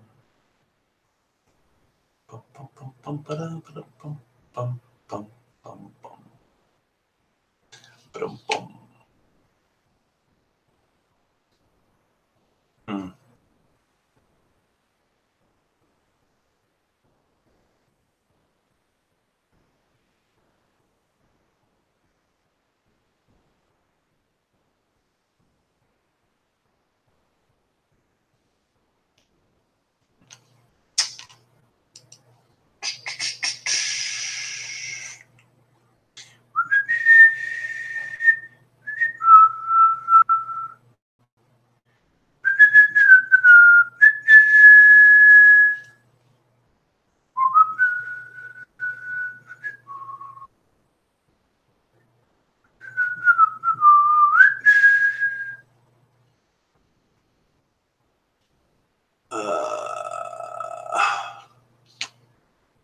Oh shit! I'm still alive. Ha! Hello, everybody. Is anybody still watching? 20. Shit. Hello, everybody. I completely. Everybody bowed out. I just closed one screen. But not my. Not the main one. I feel like an idiot. Oh, wow. Scott, was that you? Was that you that made that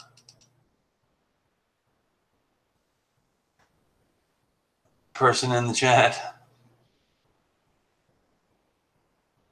Good thing I didn't stand up and start taking my clothes off, because that would have been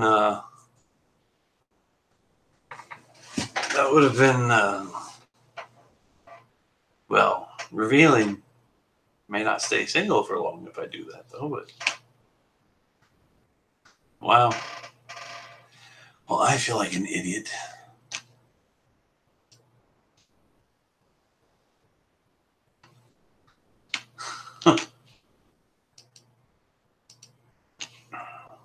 Damn it. There we go.